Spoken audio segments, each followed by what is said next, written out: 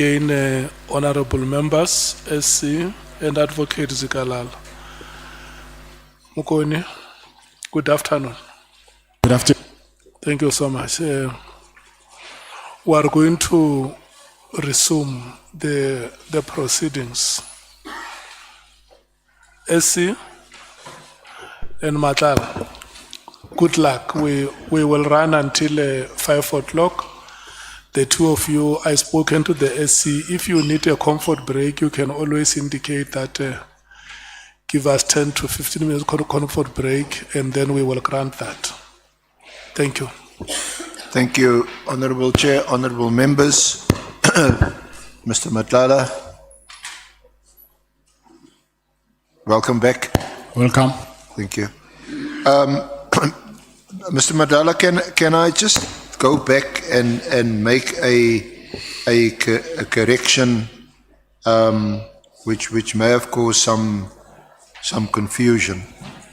Can I ask you to go to page 35 of the draft statement, paragraph 137.9?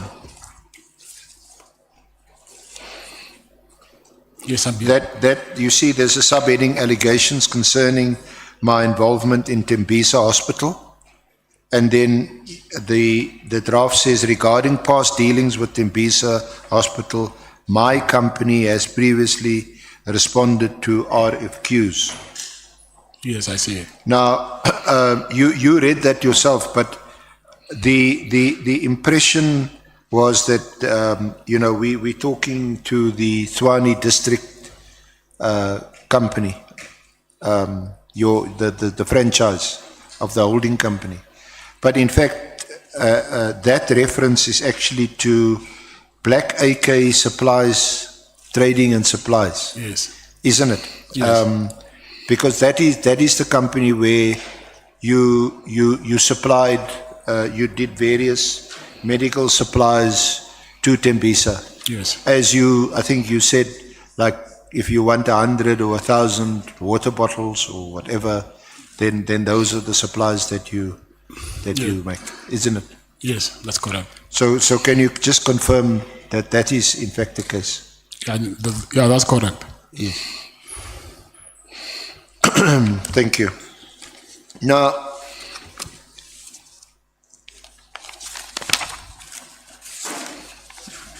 tomorrow I will proceed, or later there'll be some other allegations relating to the health risk contract, which you also deal with in your draft statement. I'm not going to deal with them now. I want to move on to something different. When we started, we referred, you and I, when we started our discussion, with the lease agreement with Public Works for the property where the South African Police Services College is housed. And you leased that property from the Department of Public Works, but you still had not been given vacant occupation. You remember that? Yes, I remember.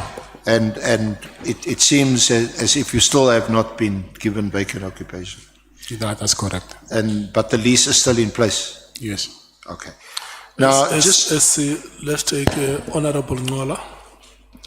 Thank you very much. I would have thought that the SC will start with the pending issue where the witness said he needs to actually make a consultation in respect of the Medicare 24 contract. Remember, Chair would have pleaded with him to tell the committee as everything that he knows about the contract, and he would have been concerned that there are things that will be unable to divulge, and we read to him the law that protects him to help this committee execute his task.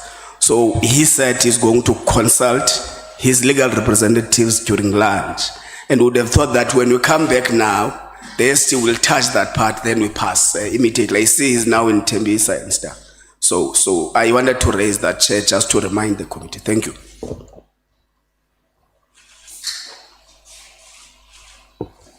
SC. Chair, the witness may answer. We did confer briefly with Mr. Forbey, his legal representative, but it was more in relation to the Powers and Privileges Act, not specifically this issue. I am coming back. In fact, as I indicated earlier, we'll ask Ms. Matlala to deal with that aspect further of the health risk contract. Yeah, no, let's proceed. Thank you. Yeah, so we dealt with the lease. Then at paragraph 12 of the statement Of page 35 still. of your draft statement, yeah. Are you still on page 35? No.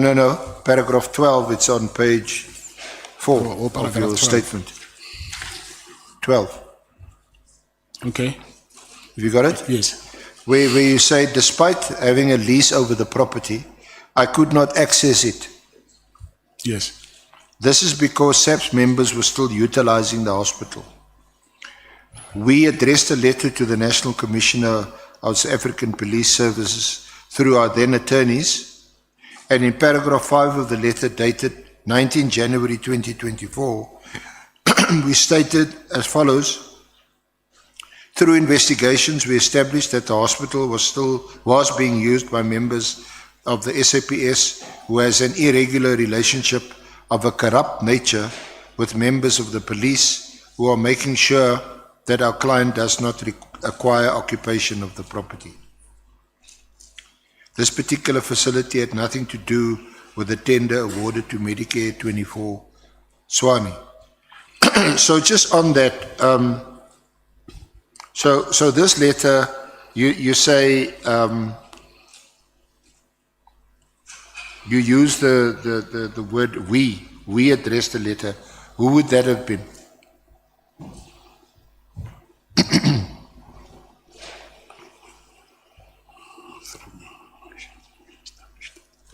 I'm saying we as a company. As the company? Yes. Yeah, okay. So which entity? Medicare 2420. Medicare 24 Swani, okay. Yes. And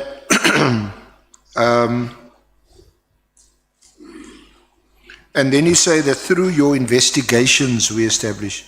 What investigations are you referring to? Who did these investigations? And what was uncovered? Okay, we uncovered that there is police officials who, firstly when we went there, we found some police officials and we went back to Public Works. And for the second time, when we tried to go there again to check whether they're still there, we found that there's doctors who are operating there, and then they do not have a lease with Public Works. So Public Works gave them a notice to vacate the premises, and then that's when I just learned that these doctors might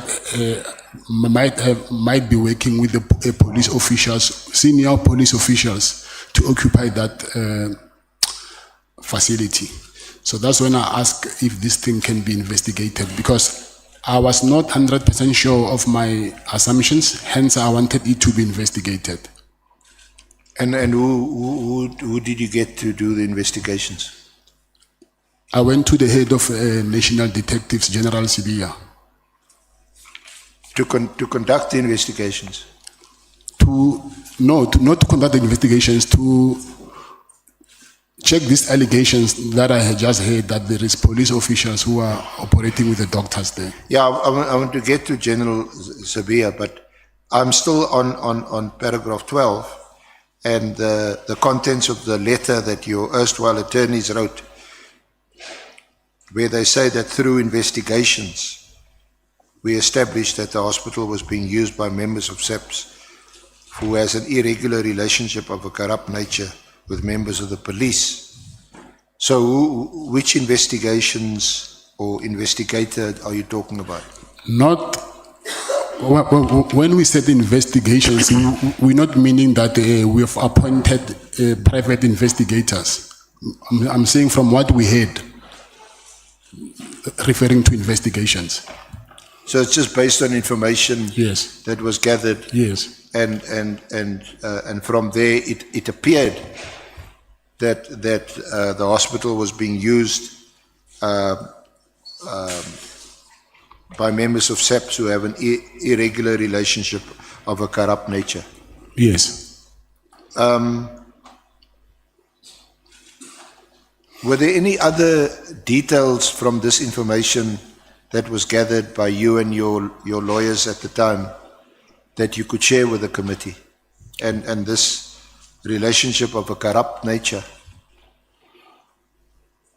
I've tried to for this thing to be investigated, but I've been stopped. Then I didn't continue with it, so I didn't have any further information. Yeah, but I'm asking about the information that was at that time at your disposal, and that your lawyers relied on when they wrote this letter to the National Commissioner to say, from our investigations, it appears as if the hospital is being used by members of SAPS and they have an irregular relationship of a corrupt nature. So it's that information that I'm asking that you share with us. It's the information that I just told you about, that there is doctors who are there, which even myself, I saw them there. Yeah. So who were operating without a lease. Already that thing, as it is, it was corrupt because they were operating unlawfully. Because I'm the one, even now, I'm the one who has the lease, but they are there. So whoever led them there, obviously, I suspected it was of a corrupt nature. Okay, so that's what you meant? Yes. That these doctors are working there, operating there, without a lawful lease being in place? No lease at all, yeah. And for them to have done so, there must be some corrupt relationship between them and some members in the police. Yeah, it's obviously no one can come to your house and then you don't know who this person is. Someone must have let them in. Okay. So then you go on to say at paragraph 13, in January 2024, to address the situation, I met with Lieutenant General Sabia, who was then the acting National Commissioner. A meeting was arranged after I obtained his office details online. Which is true. So just elaborate on that statement. Yes, I contacted him to arrange a meeting with him so that I can go there and lay my complaint. Did anyone facilitate that meeting with Lieutenant General Sabia? Because you say you just obtained his office details online. Yes, and then after that, obtaining it online, I sent him in an email. I think we gave you a copy of the email, dated 9 January. No, we would like to have a copy of that email. Yeah, we have. Sorry? It's fine, you'll get it. I thought by now you have it. Yeah. Now, before then, did you know Lieutenant General Sabia? No, that was my first time meeting him. Yeah. So isn't it a bit unusual for any member of the public to simply go online, send an email to the acting National Commissioner or someone high up like General Sabia and arrange a meeting? Unusual how? Sorry? When you say unusual, how? What do you mean when you say unusual? I said, isn't it unusual for someone to look up the email address of a high-ranking police official, in this case, at the time, the highest-ranking police official who was acting National Commissioner, and then simply arrange a meeting?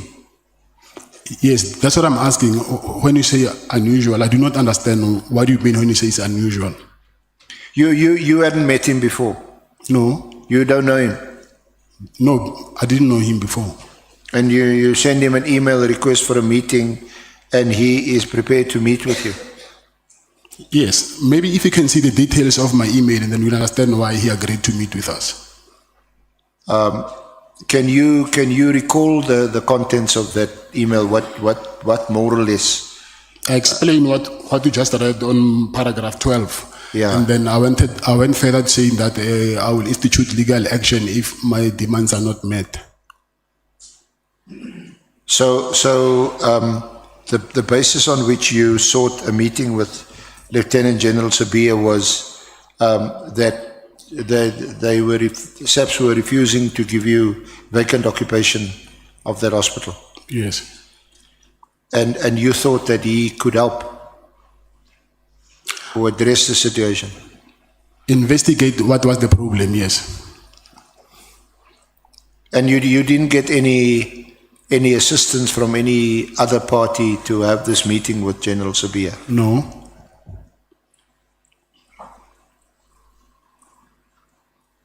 So where did you meet him?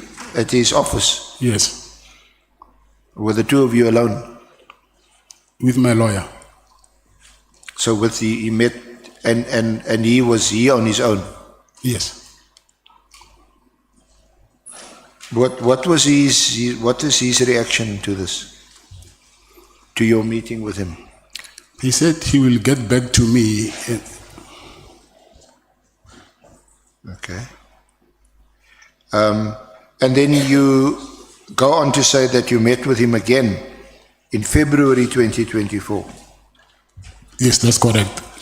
Together with your legal counsel at his offices situated at Wachthuis 229 Pretoria Street, Pretoria. Yes, that's correct. Was that with the same lawyer you met him the first time? Yes.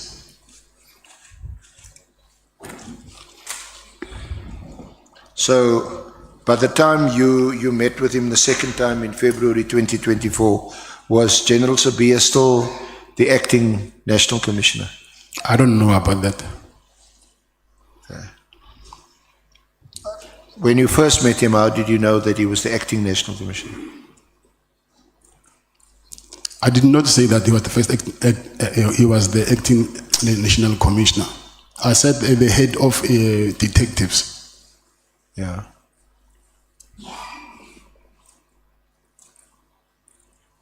So again, I ask. I mean, isn't it a bit odd that the head of the detectives? What is he going to do with assisting you with a lease agreement that, according to you, the police were not honoring?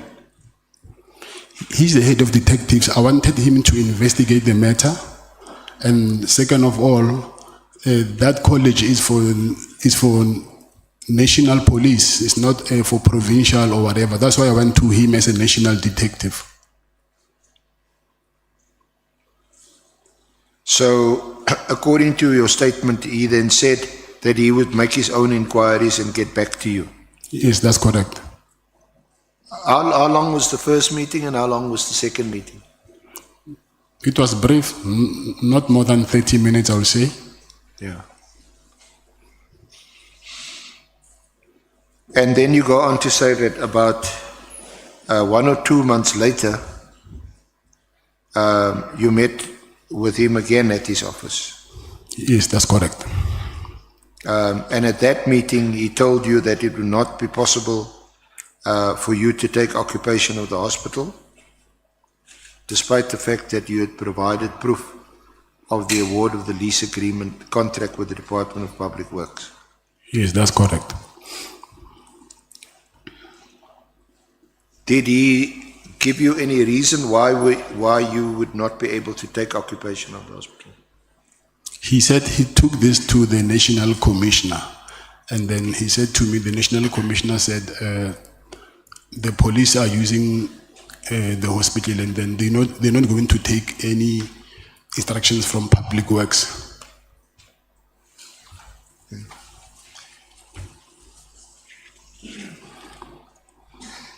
So was that the beginning of a relationship with General Sabia? What relationship? Well, I'm asking you, was that the last time you saw him, or did you see him again afterwards? And if you saw him again afterwards, in what connection did you see him afterwards? Yes, I saw him again. And in what connection was that? It was regarding, it was long ago, it was regarding,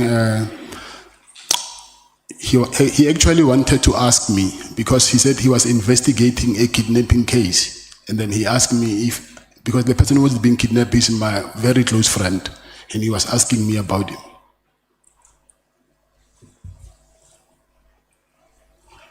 So how many times did you meet him subsequently? 3 times, 3 times. yes. And what was it about? Was it about the same thing or different thing? You asking how many times did I meet him? Yes. And I'm saying 3 times. I explained the first 2 times it was regarding the public works lease. And the third one, it was regarding the kidnapping case. So you spoke to him about the PKTT case? No?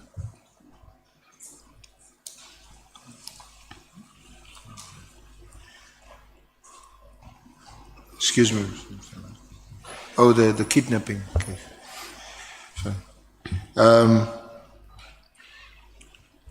So it's only on those 3 occasions that you met with him? Yes. And the kidnapping case, which case was that about? It's a kidnapping of a friend of mine. Of a friend of yours? Yes. And was that also during 2024? Yes, 2024, yes. And was he able to assist? He was the one asking me questions. I did not need help from him. He's the one who called me and asked me questions about the kidnapping. He called you? Yes. And when was that? I don't recall the date. So after your first 2 meetings, and both those meetings related to the lease agreement, isn't it? Yes. On the third occasion, when you met him, that was after he contacted you about the kidnapping of your friend. The third time. Yes. Yes. Which friend is this? You mean his name? Yes. Jerry. His name is Jerry. Jerry, and his surname? Boshoga. Machoga. B.O. Boshoga.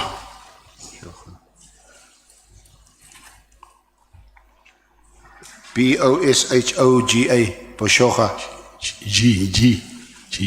Golf. G-E. G-A at the end. And why did he phone you about your friend's kidnapping? What did he know about the kidnapping? Why is he phoning you? He was investigating it, I assume, because he's the head of detective. Were you aware of the kidnapping? Yeah, I remember when we were doing consultation, I told you that the police came to my house and they asked me about the kidnapped person. That was him. Okay, so we're going to get to that. Was that after the first raid Yes. on your house? The first one, yes. Okay.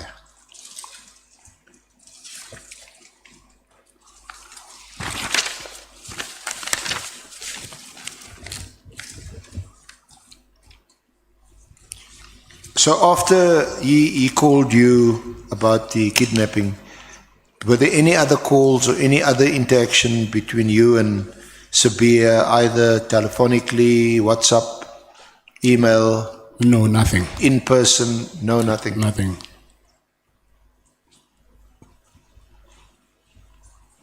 Now, let's move to your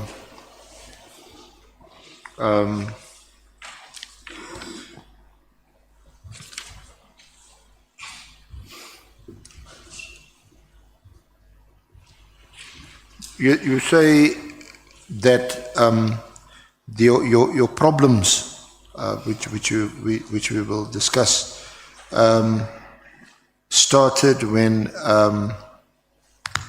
the health risk services tender contract was awarded at the end of June.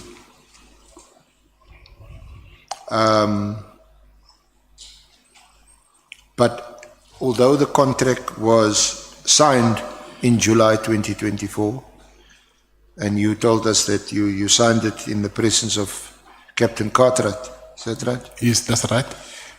You didn't get any purchase orders from SAPS for another 2 months. Yes, that's right. So you were prejudiced as a result because now your company was operating in a deficit because you had to pay staff and other overhead costs and other service providers. Yes. So let's discuss the first of these problems that you described. There was a raid on your house. Can you tell us the first raid when that was on the 6th of December? Yes, that's correct. That is the same day on which Molefi's property was also raided, is it? Yes, yeah, that's on a land after, yes. Yeah, you wouldn't have known on the 6th, but you know now that Yes. it happened either simultaneously or the same time. We don't know. But that was on the 6th. Describe to us what happened and where this took place. Was that your home address? Number 12, Plow Street, Waterkloof Ridge. That's your Waterkloof Yes. Ridge Yes. address. Yeah. Yeah. So just describe to us what happened. What did you experience? Okay. I think it was around between 4 and 5 in the afternoon. So I was sitting in the main bedroom with my wife, and then we just heard a kid screaming in the house. So I wanted to go to check what is happening, and I saw some guys wearing balaclavas, holding assault rifles, approaching towards the main bedroom where I was with my wife. And then when they got into the house, they said, inside the main bedroom, they said we must lie down. Myself, I must lie down on the floor. And while I was lying down, I saw also the kids, they made the kids also to lie down and push their hands behind their head. And then they started asking me questions that how many people are in the house. And I explained people who are in the house. And they asked me if they found someone beside the people that I just mentioned. I said, no, it's only these people that I know. And then some of them, they were busy searching, I assume. And then they came back and then they said, okay. They took my cell phones and then they took my cell phones and then they start asking me questions. They're saying to me, where is Jerry? I said, I don't know also, I just heard that he's been kidnapped. And then they said also... Did they tell you that was the reason why they were there? They were searching or looking for Jerry? Yes, they mentioned Jerry, yes. And then after that, they start asking me about police. Who do I know in the police force? And I said to them, I know quite a lot of police because I've got a contract with these people. So I've got most of their contact details because we had to call them to arrange to do medical assessment. And then they said, do you specifically know General Sibia? And then I said, yes, I know him because I met him. And then they said, no, besides what you're telling us, have you met him in your personal capacity? And I said, no, I don't know him in that way. And they also asked me if I know General Khan and Minister Mkhunu. And then actually they took very, very long asking me about this police officials. And then after a while, it was very late, I think.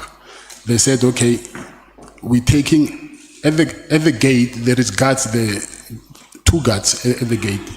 So they took their weapons. It's a handgun and 2 handguns and 2 rifles. And they also took my personal firearm, and they took my watches, my cell phones. And then they said, okay, they're going to confiscate my weapons, and they'll also come to my office to confiscate the weapons from my office. I said, what was the reason for that? They're saying the safe that you have is not mounted. So that is the reason that we're taking these firearms. So, okay, I said, it's fine. If you're doing that, give me something to show that you were here and then you confiscated my property. They said, no, the way we are taking your properties, the way we'll bring them back. But I said, okay, you're taking my cell phones, my laptop, my watches, my firearms, and then you're not giving me something to show that I can claim these things. And then they just left me like that. And then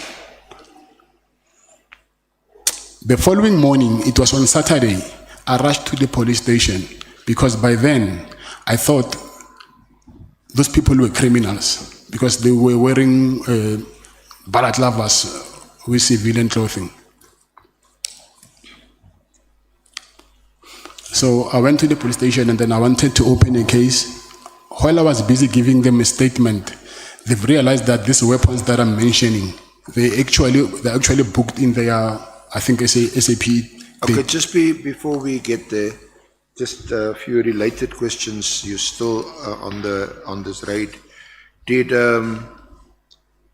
they identify themselves? I think only one person said he's Colonel Khumalo.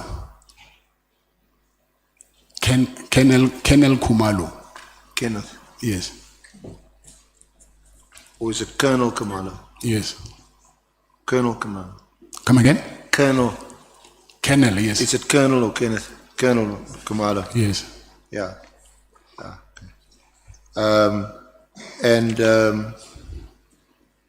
Did they show you any warrant, any search warrant? No, there was no warrant. Did you ask them? I whether asked they have them, a warrant? yes. And after questioning you, searching your house, taking your firearms and also taking it out of the safe, how long was this? For how long was this raid? How long did it take? I would say maybe between 5 to 7 hours.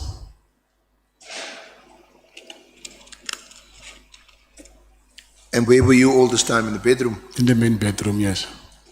And your wife? They took her out of the main bedroom. I think he was somewhere in the other bedroom or something, I don't know. But I was in the main bedroom.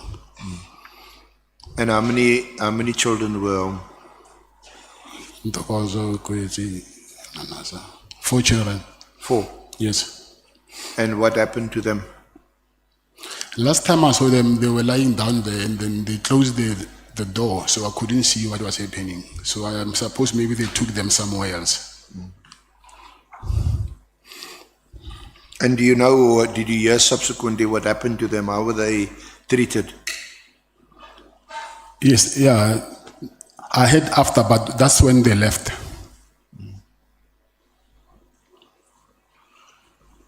So,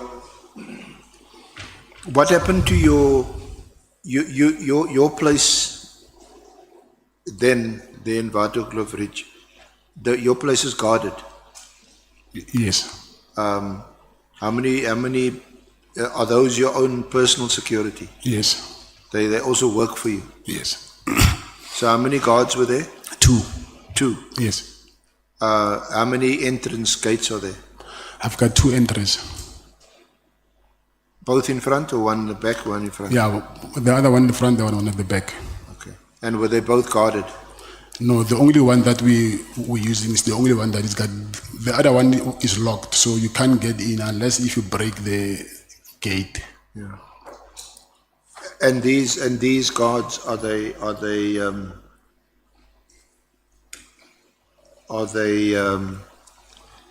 armed? Yes, they were armed. Or were they disarmed? They were disarmed, yes.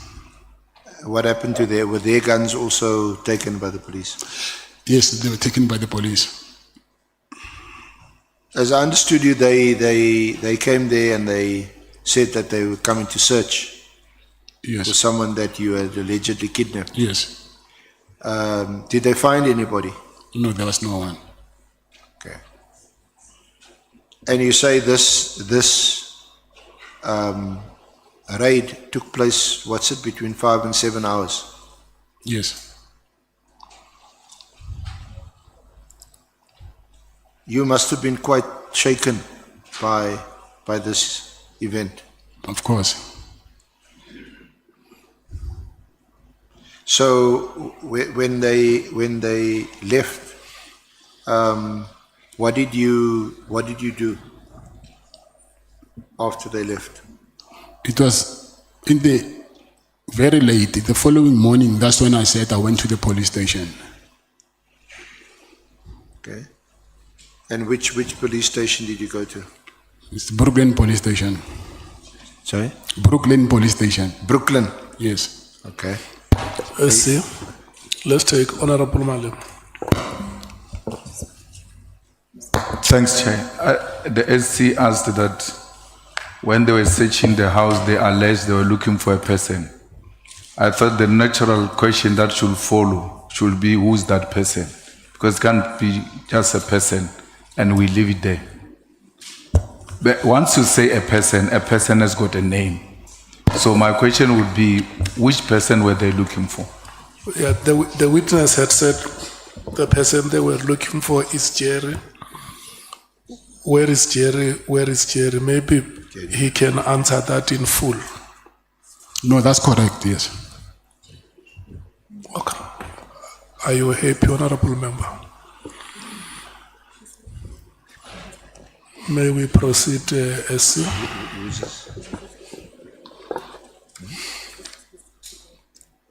Yeah. Okay. Can I just take him? Yeah. Thank you, Honourable Chair.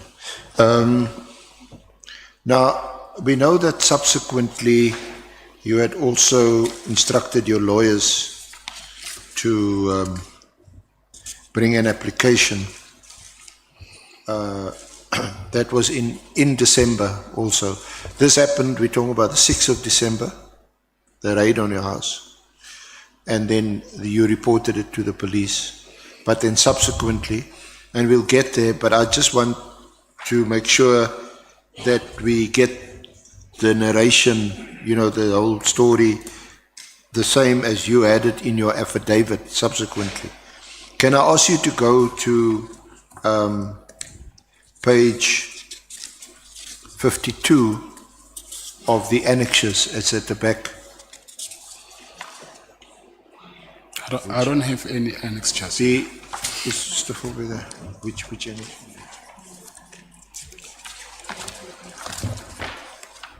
It's The last page that I have is it's page annex. 39. It's item 3 of the bundle, and it's VM3. I don't have any annexures. It's in that bundle there, Mr. Matlala. Will you keep that close to you as we go through your statement? Page 35. Page 52. But the annexure starts at page 43. That's your court application, which we know is you subsequently withdrew. But we'll get to that. It's your affidavit.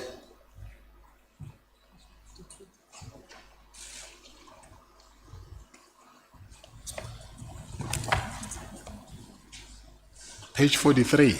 No, 50. It starts at 43. And your affidavit at page 52. 52. Can I ask your legal representative to help? Other 52. 43 actually.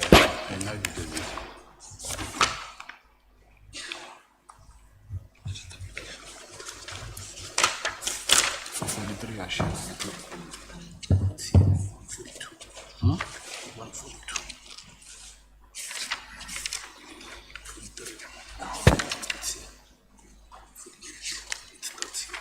Marina, 50 man. So I must go to 52. Yeah, it starts at 43, that's your court application. And then I'm asking you to go to 52.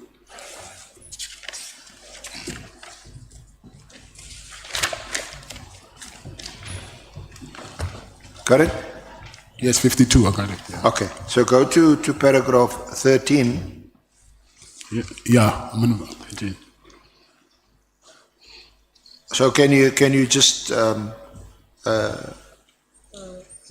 read back to us what you said in your affidavit from from paragraph 13? That is what happened on the 6th, Friday the 6th of December. Yes. Yeah, I want you to read it. This is what you said in your affidavit.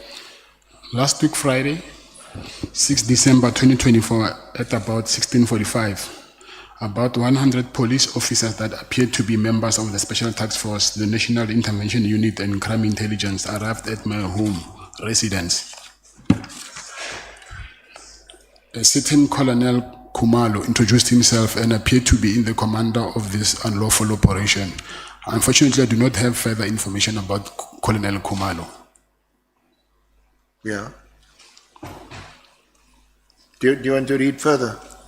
Upon their arrival, they forcefully gained access to my home residence by breaking the main gate to the property. Two of the second applicant security guards were present and at a gunpoint disarmed of their rifles and pistols and restrained. These officers then entered my home and found me in my bedroom on the second floor of the house. The officers instructed me to lay down on the floor whilst pointing several rifles on the I think they spelled it wrong. The officers instructed me to lay down on the floor whilst pointing several rifles and other firearms. So I see it does not make sense, but I'll continue. Yeah. At me and strangling me. I complied with their request and laid down on the floor. The confirmatory affidavits of the security guards regarding the events of the day deposed to by Mkhize MJ and Bengu MS are attached here to as annexure FA5 and FA6. At all times, I duly complied with the instructions of the police officers while they were scattered over my property, searched all the rooms and cottages. The police officers then came back and instructed me to open the firearm safe, which I did. The police officers searched the firearm safe and thereafter took me back to the main bedroom. Should I continue? Yes. In the bedroom, the police officer started to question me, asking me who I knew in the police service, to which I answered that I know a lot of officers as they are my clients. The police officers then asked me if I know General Khan or General Sivia, to which I answered that I know General Sivia as he gave me permission to use the hospital at the SAPS College, Pretoria West, to conduct medicals of the new recruits. Yeah, I'm asking you to read that part until paragraph 21. Okay. Because as you know, there were issues about this draft statement. I want to make sure that you get your version on record. This is obviously under oath in a court document, so I want you to read it. Yes. So I must still continue. Yes. The officers then asked me if I know anything of the kidnapping of Mr. Ebi Dikgate, his wife and the son, and why I will help someone that I don't know and aid in the kidnapping. I answered and confirmed that I was requested to assist the Dikgate family to locate the whereabouts of Mr. Dikgale and the minor son. This is due to the fact that I'm the owner of the security company. Thereafter, the police officers took the following items from my home: a Rolex watch, a Cartier ladies watch, 2 Taurus 9mm firearms, an Apple MacBook, 2 times iPhones, and 2 times rifles, and 1 Beretta 9mm firearm. I attach here to proof of purchase of the Rolex watch together with the international warranty card, annexure FA7. As they were leaving my house, I asked the police officers how and when my property will be returned as the items were not documented or signed for, to which they answered that they will be responsible to bring same back to me. Despite my request, they did not produce a search and seizure warrant. Okay.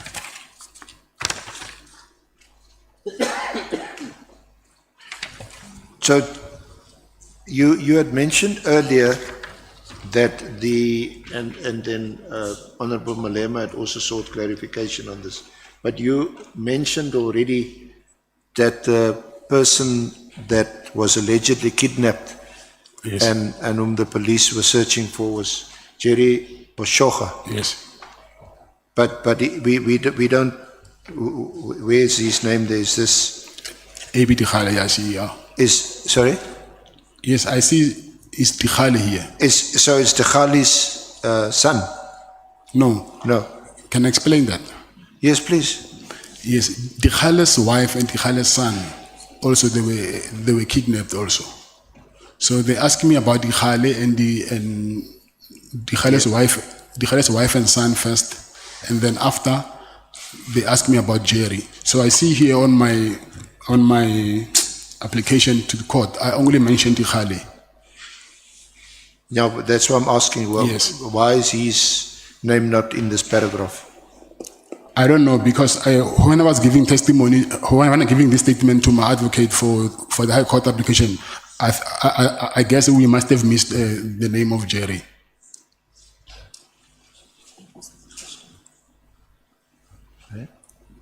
Sorry. Chair.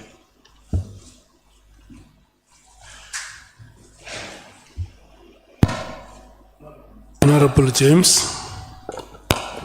Thank you, Chair. Just for clarification purposes, earlier on the witness stated that he has a lease agreement with Public Works to utilize the hospital. I'm now reading in his statement that he said he needed to get permission. Not he needed, General Sibia gave him permission to use the hospital. Does this mean that General Sibia had ensured that SAPS evacuated the premises and it was now, or did he grant him permission to use? Because rightfully so, that is your property. The lease agreement is in your name. So which is it? Thank you, Chair. Okay. During the raid, it was in December. And then when I told the police that General Sibia granted me permission, you will see on my screenshots that you have from my phone records that when I made this court application, I also told my lawyer that no, you got it wrong. Please fix this thing. I said General Sibia, at that time in December, he was an acting national commissioner. And then because of I was doing medicals for the new recruits of SAPS, so the head of the recruit from SAPS told me that they need me to conduct medicals in SAPS Pretoria. And she said it will be best if you can use the hospital which is inside the college. And she said to me, but we need to get permission from the National Commissioner. By then, the acting National Commissioner was General Sibia. So, I think I've clarified that. Honorable James, are you okay? Yes, I am. Thank you, Chair. Let's proceed, SC. Thank you.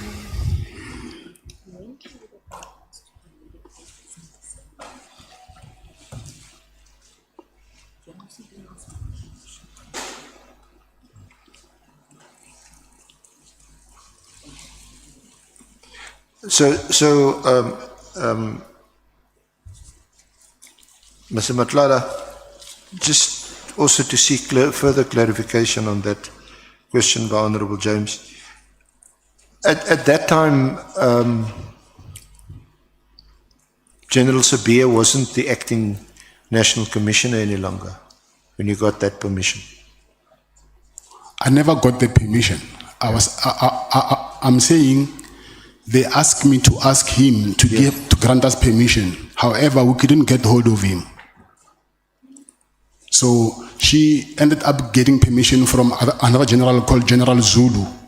She's the one who gave us permission. General Zulu? Yes, but not the hospital. I remember they gave us a hall like this, and we had to partition it so that we can conduct medicals assessment. So it sounds to me like was it just a sort of partial use of the property? Say that again. Was it just a partial use of the property, not the whole property? I'm saying the hospital, we never used the hospital to conduct those medicals. Inside that college, it's like here in DCS, there's a hall like this. So they granted us permission to use the hall, and then we petitioned inside the hall to conduct those medicals. Yeah, yeah.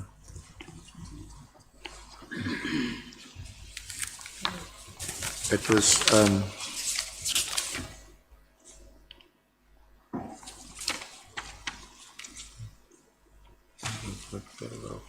how is this? Yeah. Okay. So after the raid on the 6th, the following day you went to report this at the Brooklyn police station. That's correct. To open a case Yes. of robbery.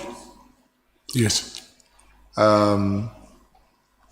But when you went to the police station, the police, you dealt with the shift commander on duty there, Lieutenant Colonel Ravele.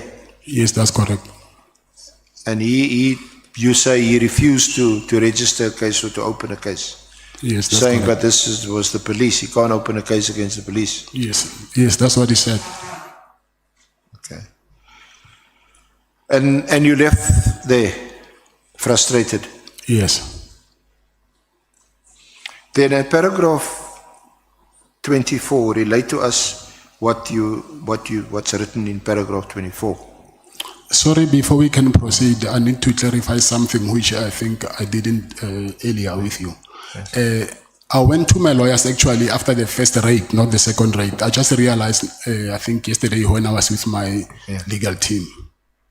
After the police refused me to open a case, that's when I went to my lawyers to complain about the harassment.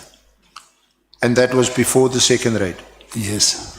The second raid was 19 December. The 18th. The 18th. 18th. Yes. And you brought the application was drafted before then? Yes. Yes. Okay. And yes, that's dealt with on the next page, the second raid. But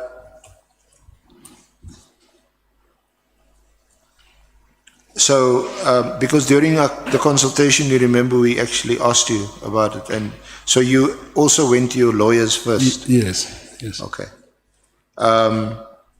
But then you say on paragraph 24, you received a phone call from a gentleman who introduced himself as Brown Mkhwanazi. Yeah, but that was, I think, on the following day after they refused me to open up a case. It's not the first day. Yeah, no, this is after Yes. you've gone to report the case or attempted to report the case. They refused to report the case, and you've also gone to your lawyers. No, my lawyers, I went to my lawyers on the I think the 12th or the 13th, somewhere there. Oh, okay. So let's just get this right. You only went to your lawyers on the 12th. We didn't go immediately after the first raid.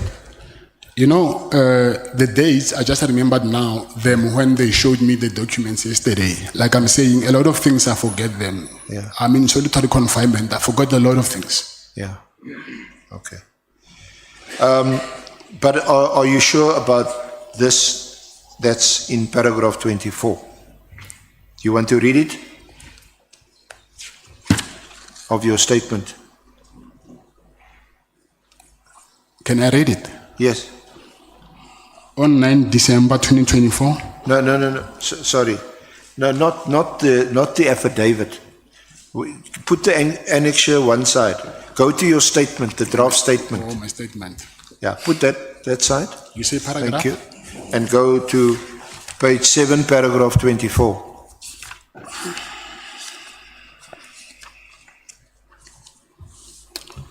I then received a call from a gentleman who introduced himself as Brown Mkhwanazi, who stated that he was calling from the office of the Minister of Police and that he wanted to assist me. I informed him of what had happened at Brooklyn Police Station and he advised that I should instead go to Protea North Police Station to open the case, which will subsequently be transferred back to Pretoria, Brooklyn. I went to Protea North Police Station as advised, and they told me they will issue a case number, but I never received any case number. Okay. So just to pause there,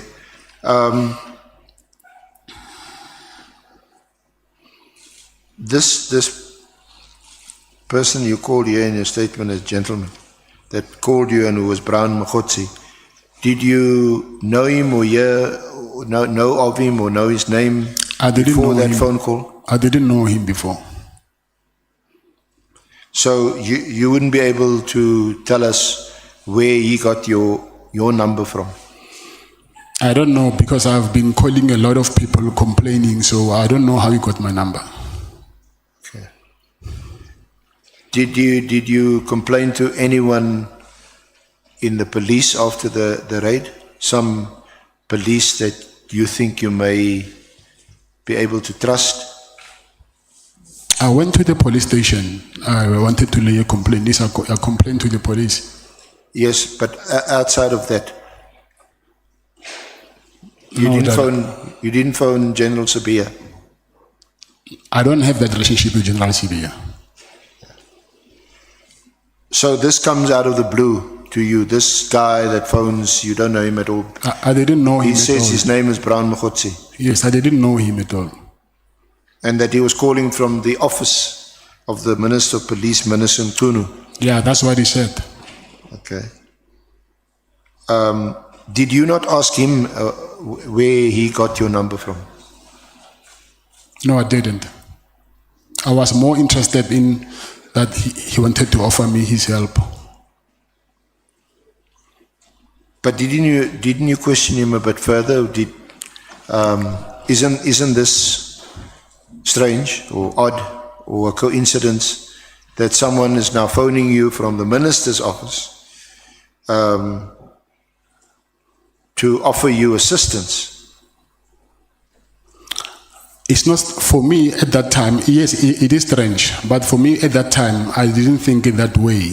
Like I said before to you, that if you are sick and someone brings a cure, you wouldn't ask where you get this medication from. I just wanted him to help me. Okay. So this is from Dr. Mkhwanazi, the medicine man. Yes, by then, that's what I thought, by then. Yes.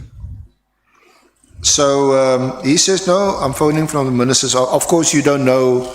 He may be phoning from an office next to you or down the road. You don't know whether it's actually the minister's office. Probably.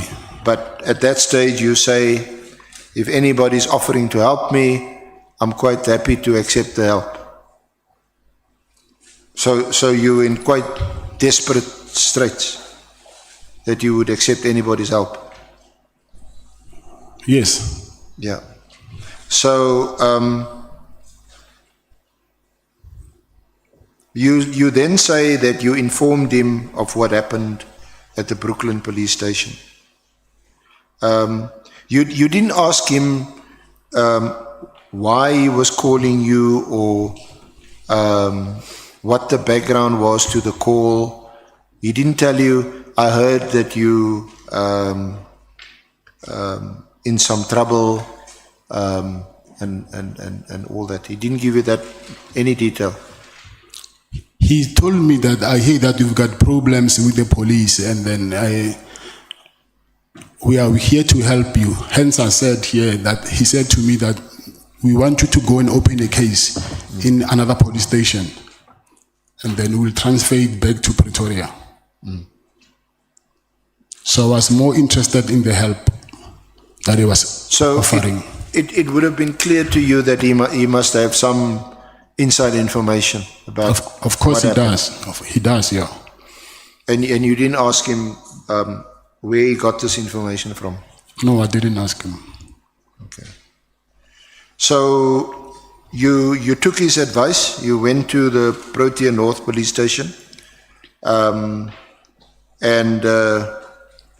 did they open a case, or did they just tell you they would open a case?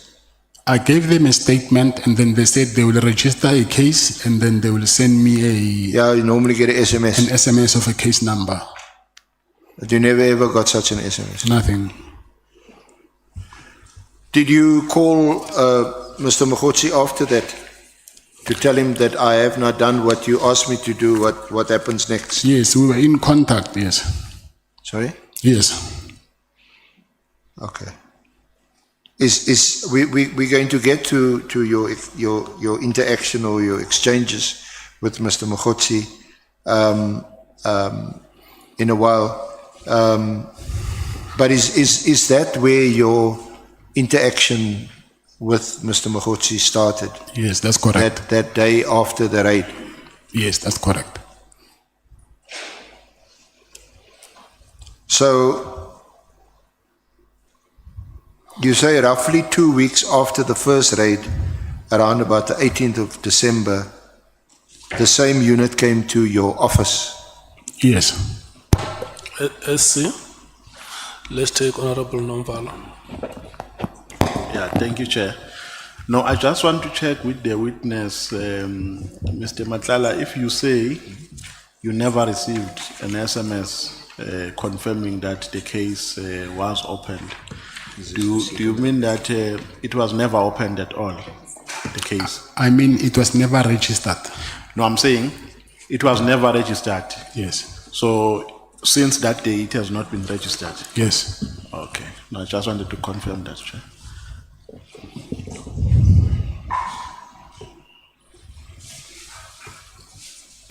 Honorable James. Thank you, Chair.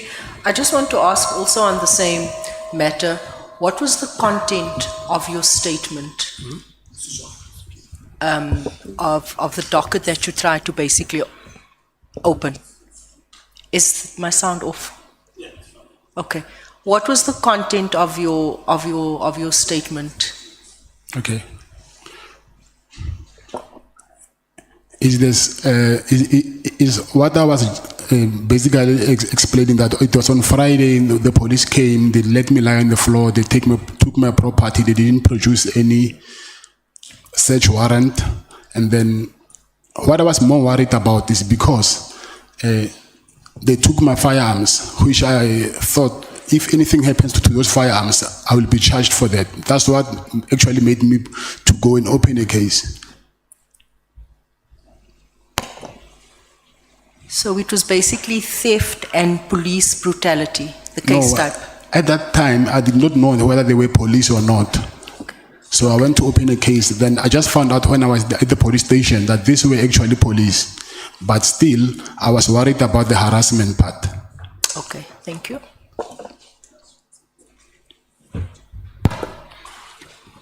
Honorable Skosana Jali.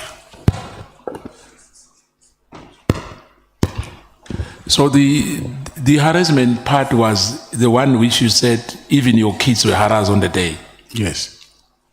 The four of them. Yes. Thank you, Chair. Any further follow-up before we proceed? Okay. Let's proceed, SC. Thank you, Honorable Chair. So, can we move to the second raid on your house? That was... Second raid is what was at the office. Sorry? The second raid was at my office. Yes, the second one is at your office, around about the 18th of December. And you say again, the police, they wore paramilitary clothing and balaclavas. They stated they wanted to inspect the firearms belonging to the security company. And after you complied, they confiscated all your firearms. Did they tell you why they were confiscating your firearms? While they were busy doing the inspections of the firearms, they asked the person who was in charge of the armory, and then they asked him, where is the spare key of the safe? And then he said he has one set of keys, and then the other set of key is with his boss, referring me. And then they're saying, according to the law, me as the owner of the company, I'm not supposed to have a spare key of my safe. So I'm supposed to return the key. And by then, I was not at the office, I was in the meeting. So they called me and they said I must bring the spare key of the safe. Then I sent my driver to go and give them the spare keys. So while, okay, he gave them the spare keys, and then I think they took all the firearms, they left, and then the same night, they came back to the house, but I was not at home. So they wanted to arrest me for having a spare key of the safe. So, but when they were busy at home, I was actually on my way home, but they got to the home before me. So I just saw a lot of people wearing this paramilitary clothing inside because the house, you can see people, even you are from the gate, you can see people from far. So I saw these people wearing like soldiers or something. And then I told the driver to drive back. And then my wife called me, said, the police are here. I said, no, I'm not coming. I'm going back to the office of the lawyers. I'm going to tell them they are back. So when they were there with my wife, they harassed her. She even now, she still has bruises. They thought maybe she was hiding me in the house. And then what worried me more is that they're saying they're looking for a spare key of the safe. They want to arrest me for a spare key of the safe. But I did not think that someone who has a spare key of his own safe, they will call special task force for him. So I thought there is more to this than what meets the eye. Yeah. So I think the following day, I'm not sure, there's a guy from KZN who called me because the following day, that raid was on the media. So there's a guy from KZN who saw that thing on the media and he called me, he said, I see your problems here. There's a guy in KZN who can help you with your problems. But he said I must drive to KZN. Then that's when I drove to KZN. And then I met with the former minister Begigele at the Beverly Hills Hotel. Okay, just before we get to the Beverly Hills Hotel, who was this guy who phoned you? His name is Bongani Mpongose. Okay. Is he the son of the taxi boss? Yes. In KZN? Yeah. So let us first just round off the second raid on your... Sorry, Chair. Chair. Can I please just 2 minutes? I want to go to the bathroom quick, please. That is allowed.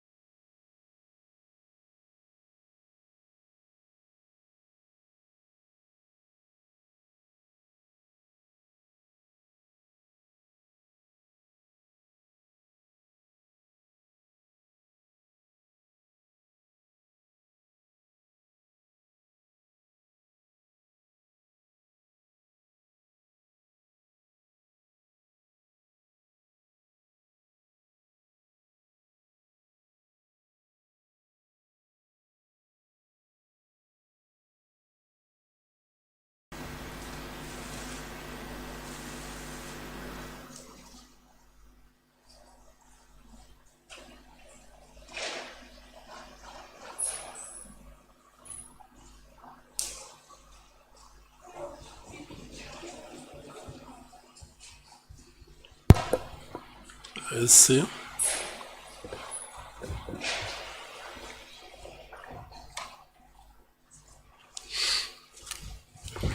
Are we ready? Can we proceed? Yes, I'm ready. Okay.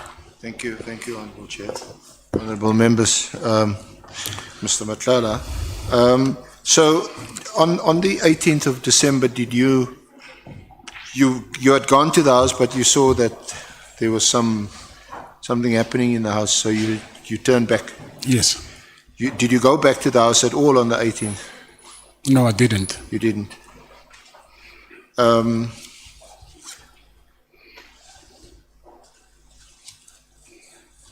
Now, you also shared with us your wife's experiences. It's on page 9, paragraph 28. Do you want to read that into the record? My wife, Tsakani Matlala, has also shared her traumatic experience of a raid by the Special Task Force team on our house. She recounted how my young children, aged 6, 9, and 11 at the time, were forced to lie on the floor with their heads on their heads, with a rifle pointed at them. This heartless act has had a profound and lasting psychological impact on our entire family, especially our children. It is inexcusable and demonstrates the extreme lengths to which these individuals were willing to go. Now,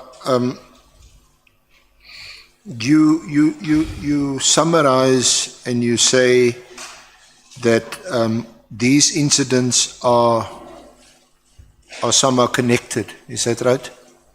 To the hospital lease and the Medicare 24 contract. The contract, yes. And you draw that conclusion if you go to paragraph 29. Do you want to read that or elaborate on that? This raids the confiscation and theft of my property, the harassment of my family, and the confiscation of my devices, and all occurred during a period when I was actively pursuing legitimate business contracts and simultaneously facing difficulties with SAPS regarding a hospital lease on my Medicare 24 contract. I believe these actions were part of a coordinated effort to harass, intimidate, and ultimately derail my business, possibly due to my perceived and/or alleged association with certain individuals or my involvement in the Medicare contract.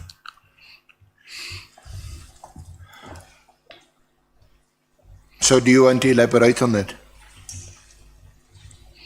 Oh, yes. But I think it will be more clear if I can maybe explain what happened to my meeting in Beverly Hills, so I can go back Okay, to this, because I see these things are not in a sequence.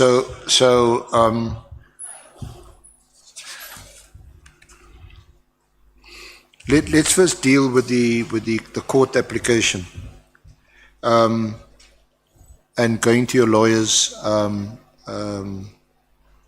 after or in between the first and the second raid. Is that's when you launched the court application? Yes. And that court application, we have referred, Honourable Chair, Honourable Members, we've referred you to it, and that is to essentially interdict, stop the police from harassing you and threatening you and assaulting you, that kind of thing. Yes. And in that affidavit, you read portion of it, you describe what happened and how it happened. Yes. That application was launched. In other words, your lawyers went to court, they had it issued, and they also got a date. Yes. That's correct. And set it down for the matter to be heard. Yes. The matter was never heard. It was set to be heard on the 24th of December. Yeah. But it was withdrawn. I will explain what happened here. Yeah. So,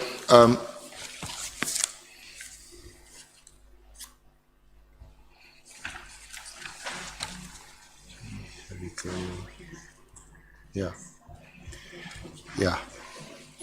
So and we want to get to why that was the case, or certainly why you say the application was then withdrawn. So leading up to then, You referred to a phone call that you received shortly after the raid from, and you mentioned his name, Bongani Mbungosi. Yes. I see is he also known as Mabonga, or is that a nickname? Yes, it's a nickname, yes. Sorry, Mr. Matlala? Yes, it's a nickname. Okay.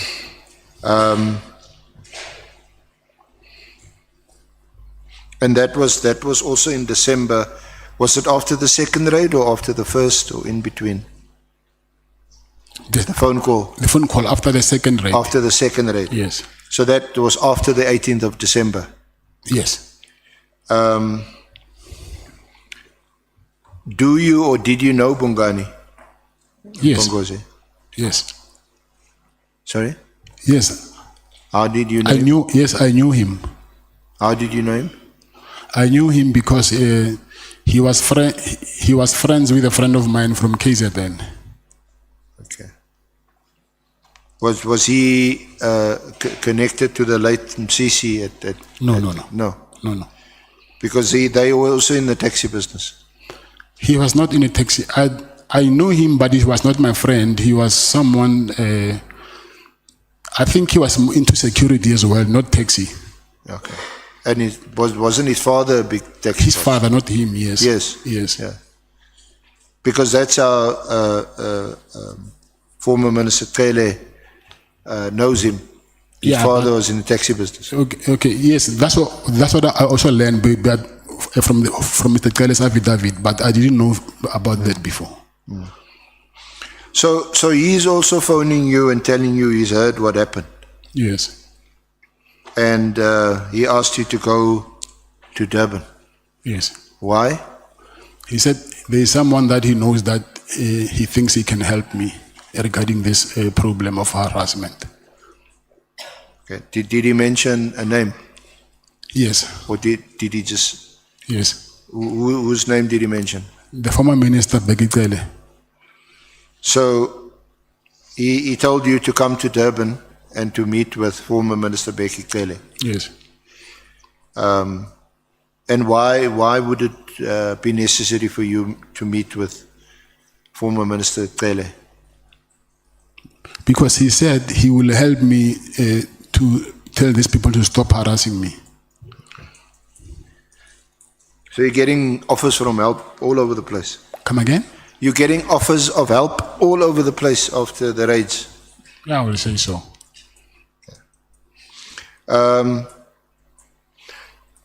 But before you now meet former Minister Cele, you had already initiated court proceedings? Yes.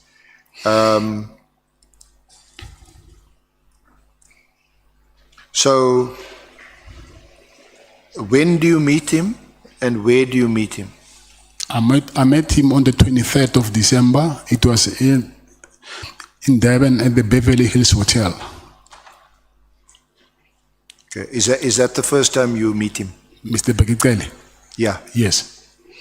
You didn't know him before then, other than being previous Minister of Police? No, I just knew him as being the previous police minister. Yeah. Okay.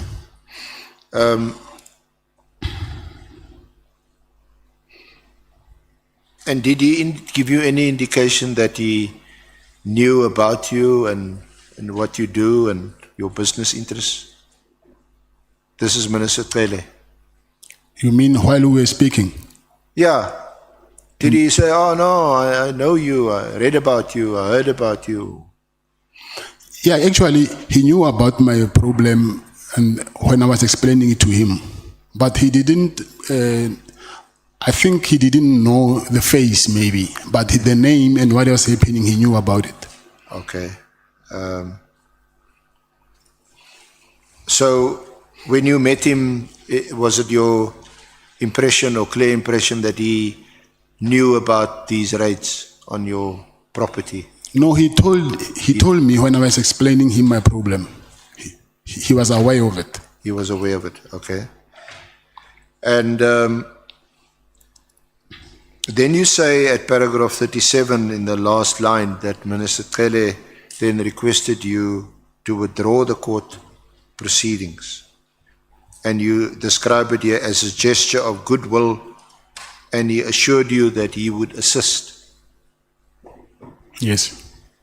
You confirm that, what he said? Yes, he said to me, before he will talk to his people to stop harassing me, I must withdraw this court interdict.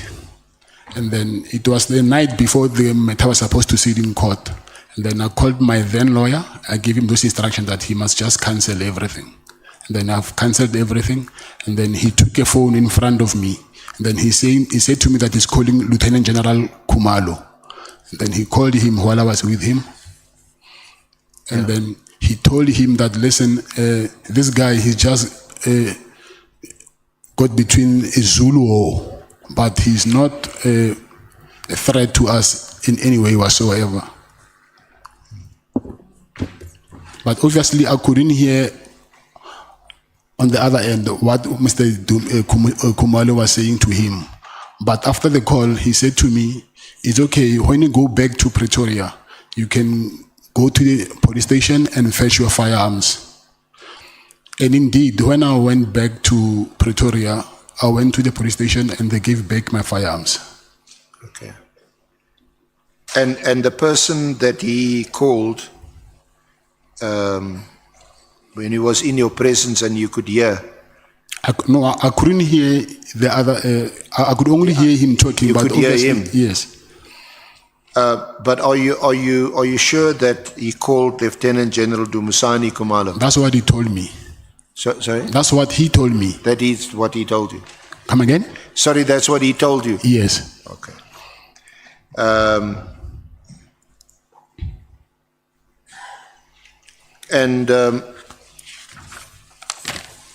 What happened after the phone call and before the phone call? Did you also phone in their presence, in Cele and Pungosi's presence? Did you phone your lawyers to say, yes, withdraw this, don't proceed with the court application? Yes, I did that, yes. Okay. I see.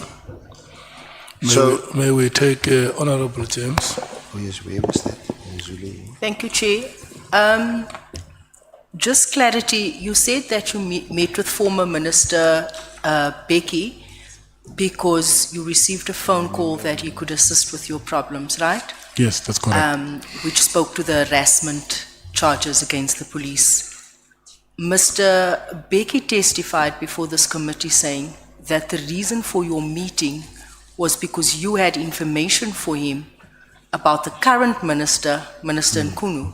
So I'm just confused what was the main purpose of that meeting. If you can just give us clarity. Thanks. The purpose of my meeting was for me to ask him to stop the police from harassing me. But what you're saying, I know about it. I will explain it further when during my meeting with him there by the hotel. Honorables, okay, let me do this. There are two members who want to make follow-ups. It's Honorable Sangoni and Honorable Ntuli, the Chief Whip. Can I check if we have more members so that I note all of you? Honorable Malema will be number 3.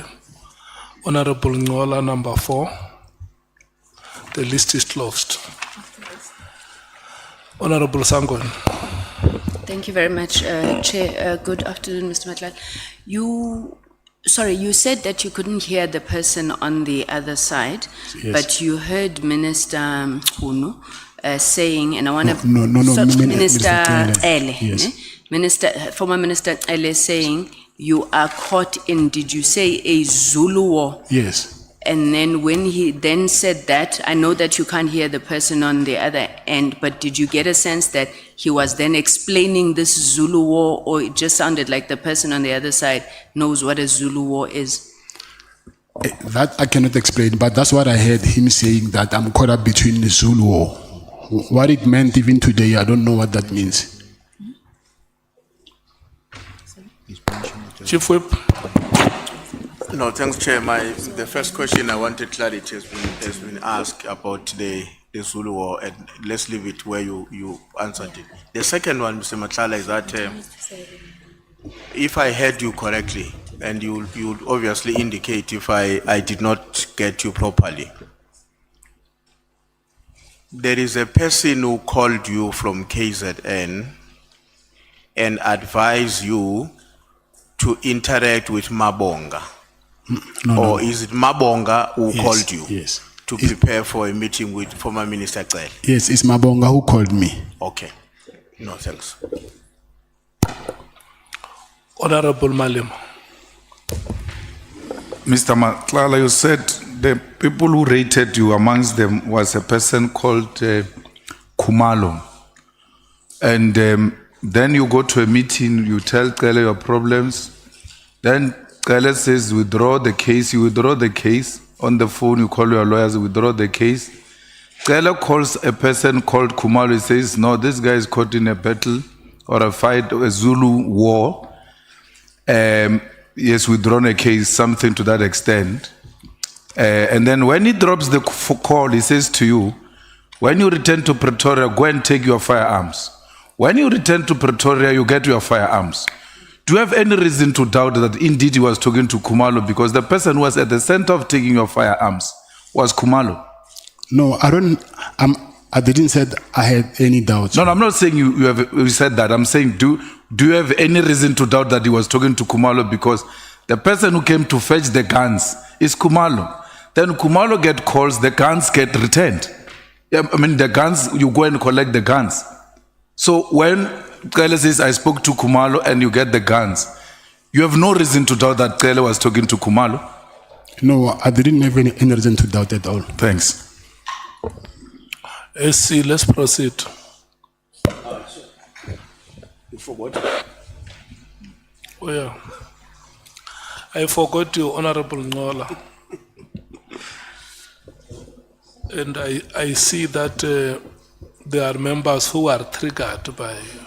Sorry, Chair. I think I need to clarify something to Mr. Malema here. Because the person who came to my house, it was Colonel Kumalo, not Lieutenant General Kumalo.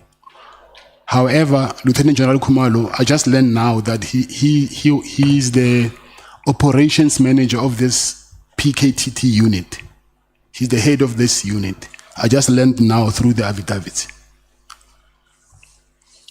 Let's do like this. Before you speak, who else wants to speak? Honorable Mwango wants to speak. Well, there are two things. Thank you, Honorable We Chair. are starting with Ngola, and then you come after him. Honorable Ngola. Thanks, Chair. I want to check quickly.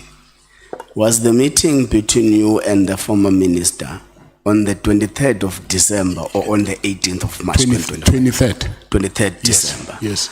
Oh, okay. What mode of transport did you use to go to Durban? I drove. You drove? Yes. Okay. Thank you. Thanks, sir. Bangazita. Thank you, Honorable Chairperson. My first question has to do with the Kumalo. That the former minister was talking to. Could it be the Colonel Kumalo who actually was leading the operation that actually took your property? Or could it have been the general?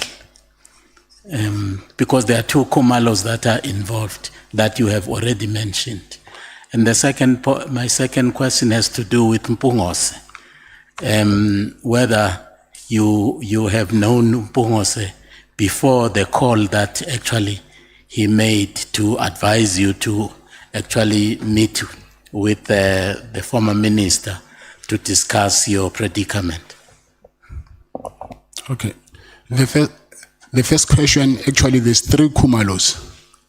There's the colonel, and there's a major general who is the head of detectives in Gauteng, and there's a lieutenant general who is the head of who is the operations head of this PKTT unit.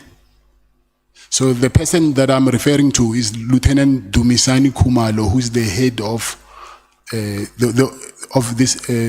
the operations manager. I don't know what to call him, of this PKTT unit. And the other question you're saying it was Mpongose, right? You said I knew him before. Do you know him before? Yes. Before the? Yes, that's Oh, correct. Yes.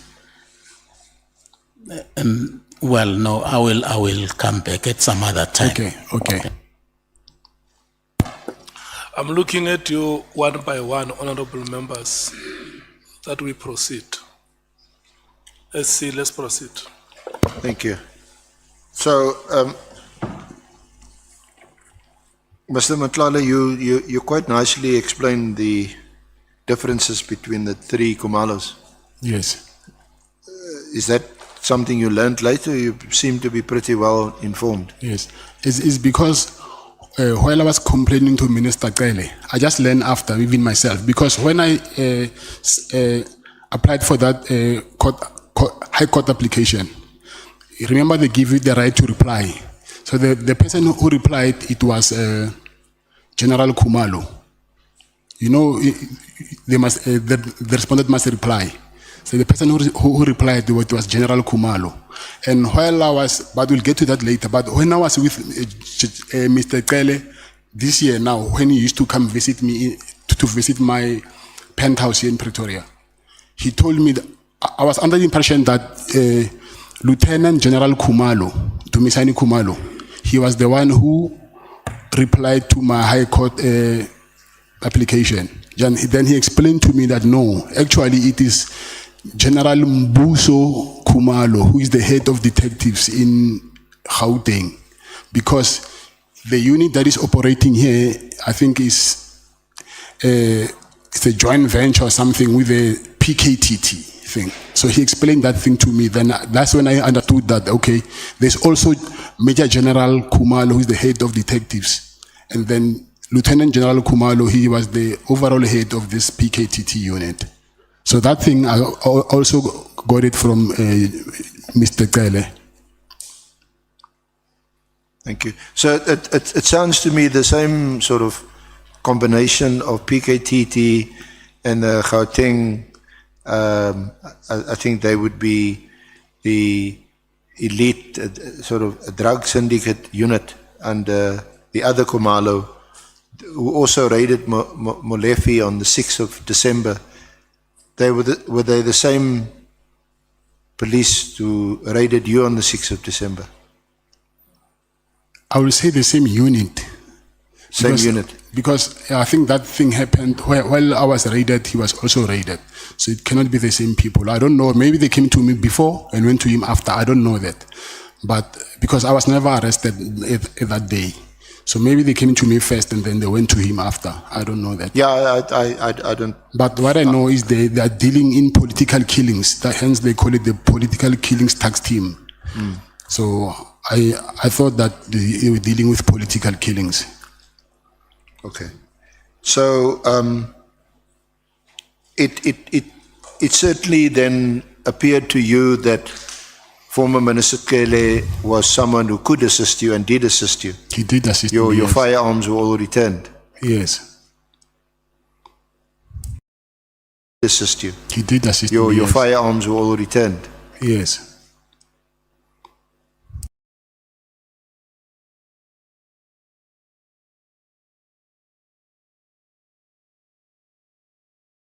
Asked to sign for the release of your firearms. You mean registered when they booked them in? Yeah, in the police station. I don't know whether they were registered or not, but when I went to fetch them, I found them where they put I think it's evidence or something. So I went there inside there and then they gave back my firearms. So I don't know whether they were registered or not. That I can't tell, I don't know. But did you go to the police station to fetch your firearms? Yes, at Bruin Police Station. Brooklyn? Yes. Okay. So,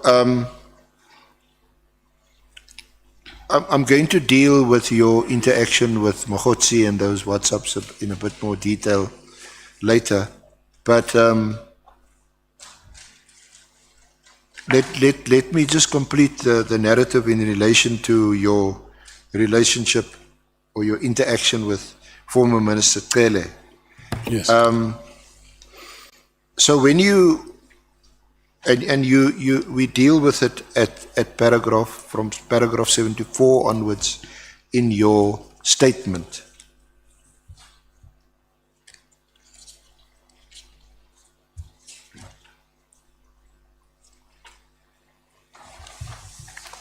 On page 18. You got it? Yes, sir. At the bottom? Yes. So you say that in your December meeting, that would have been on 23rd of December.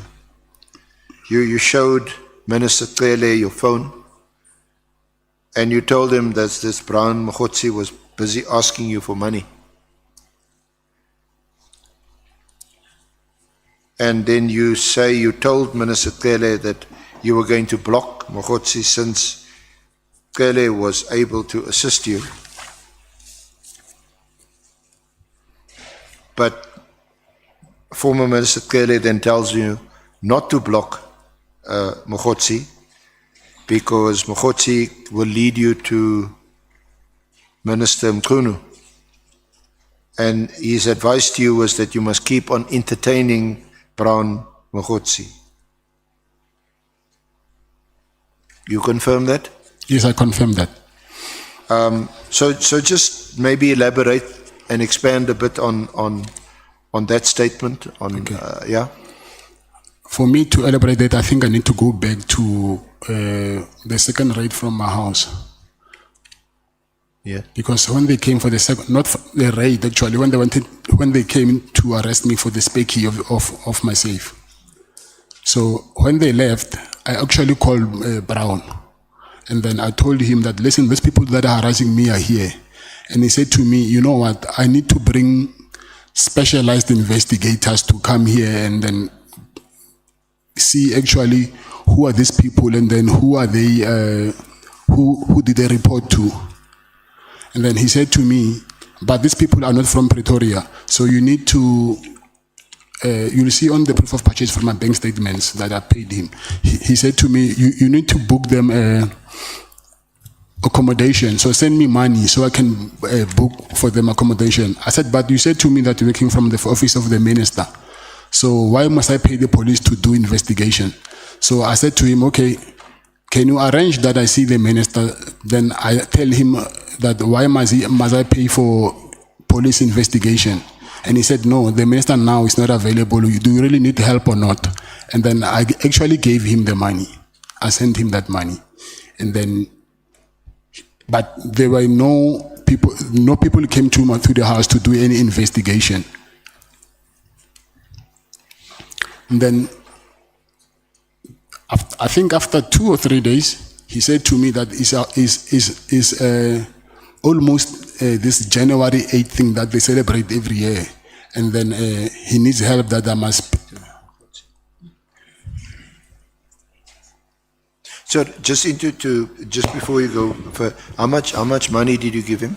And I don't remember, but like I'm saying, if you can check the name, I gave you, I think, the name of his business account that I paid to, and then it's in my bank statement. So at that time, I think it was 10 or 20,000, but I can't remember. I can't remember. Okay. So sorry, I interrupted you. Please. Yeah, and then yes, I was saying, when I met. Can you go back to Beverly Hills so that you can follow up? Can I go back to my interaction with Minister Cele? Yeah. When I was with Minister Cele, I explained to him actually that this guy, he's saying he was, well, after he sorted out my problem, now we started talking and he asked me, what did I do about this? And I told him about this Brown Mkhwanazi situation. Then I even showed him the chats that he was sending me, and then also him requesting me to give him money and everything. But I said to him, it's okay, since you helped me, I'm going to block this guy. And then he said, no, actually, this guy might, because I think, he said to me, the problem that is there is that the Minister Mkhunu, he's got a problem with the police being still loyal to him. And then Minister Mkhwanazi wanted to remove General Dumisani Khumalo as the head of intelligence and put his own people. So that's why they are fighting. So now, this guy, since he's saying that he's close to the minister, he works in his office, don't block him. I think through him, he will lead us to the minister, because he's saying that the minister gave him the directive to do the investigations and everything. He said, I must keep on entertaining him. So, and then I told him that, but listen, this guy, he's asking a lot of money now. He wants me to pay him for this January 8th thing, whatever. And he said to me, please just do it for us, but don't give him more than 200,000. And then if he asks more than that, then you can stop giving him money. But he said, I must continue, keep on entertaining him, tell him what he wants to hear. And he also told me that he will come, because this guy, Bongani, he was also present. So this guy Bongani was also present there. So Bongani told him that, oh, actually, Ndosi, this guy in Pretoria there, he's got a nice penthouse.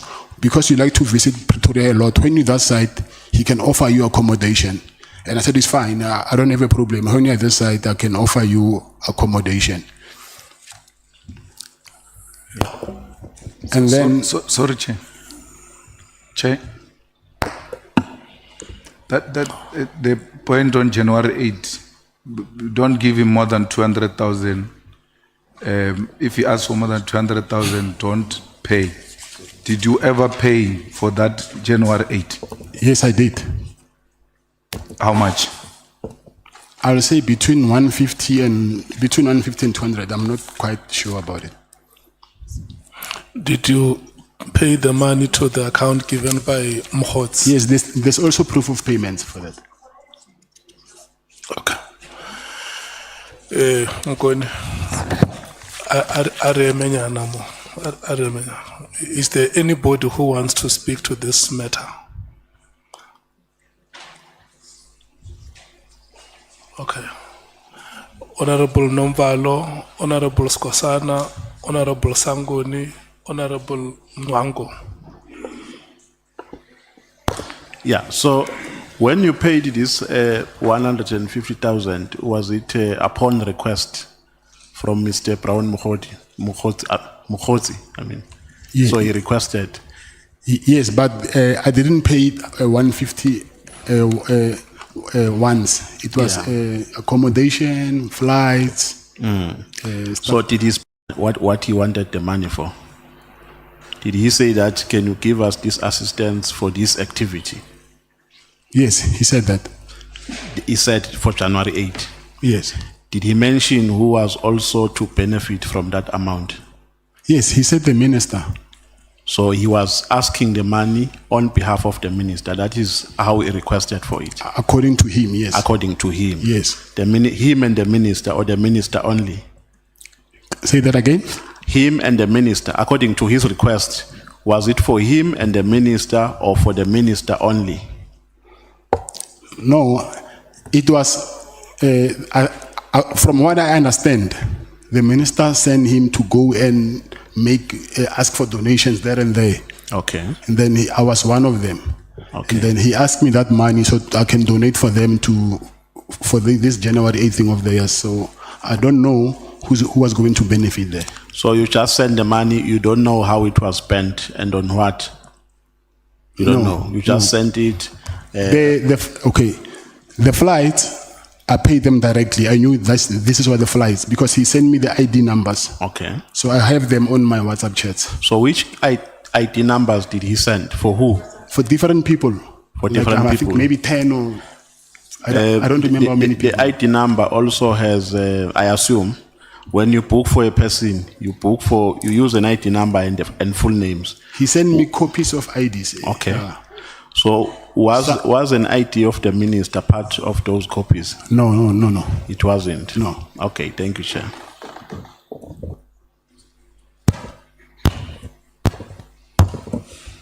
Chair, through you, Chair,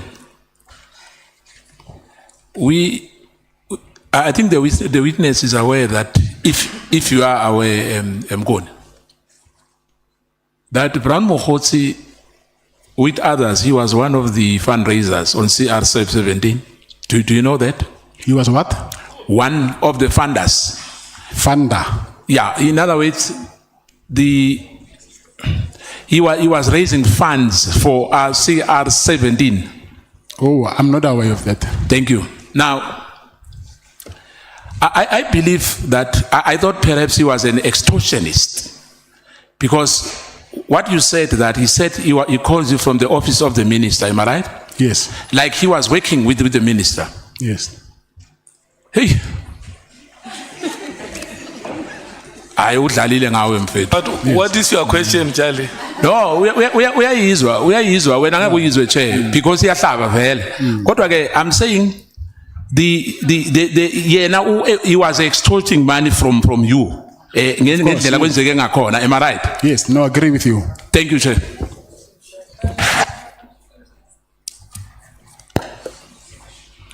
Honorable Sangwe. Thank you very much, Chair. Mr. Matlala, you said that former Minister Ele says that just keep this guy going, Yes. so that he can lead us to Yes. Minister Mkhwanazi. Yes. What did you understand by lead us to Minister Mkhwanazi? What was your sense that Minister Ele was asking you to do? It was not what I was thinking. It was what he told me actually, that he wanted. He said him and his team, meaning General Khumalo and his team, they wanted to arrest Minister Mkhwanazi. So they wanted to find something that they can use against him through me when I'm busy entertaining Mkhwanazi, by even end up risking my money to make him to be comfortable with me. Honorable Braden Bach. Mazel tov. Thank you. Mr. Matlala, what is January the 8th? I don't know. I know January the 8th is the celebration of the ANC. I think when they, but I have never been there before. I don't know what is happening there. But I know that they celebrate maybe their celebration for how many years the ANC has been in existence or something. And that's what your money was used for? Say that again? And that's what your money was used for? I don't know whether it was used for that or not, but that's what he said, that he wanted to use it for the January 8th thing. Thank you.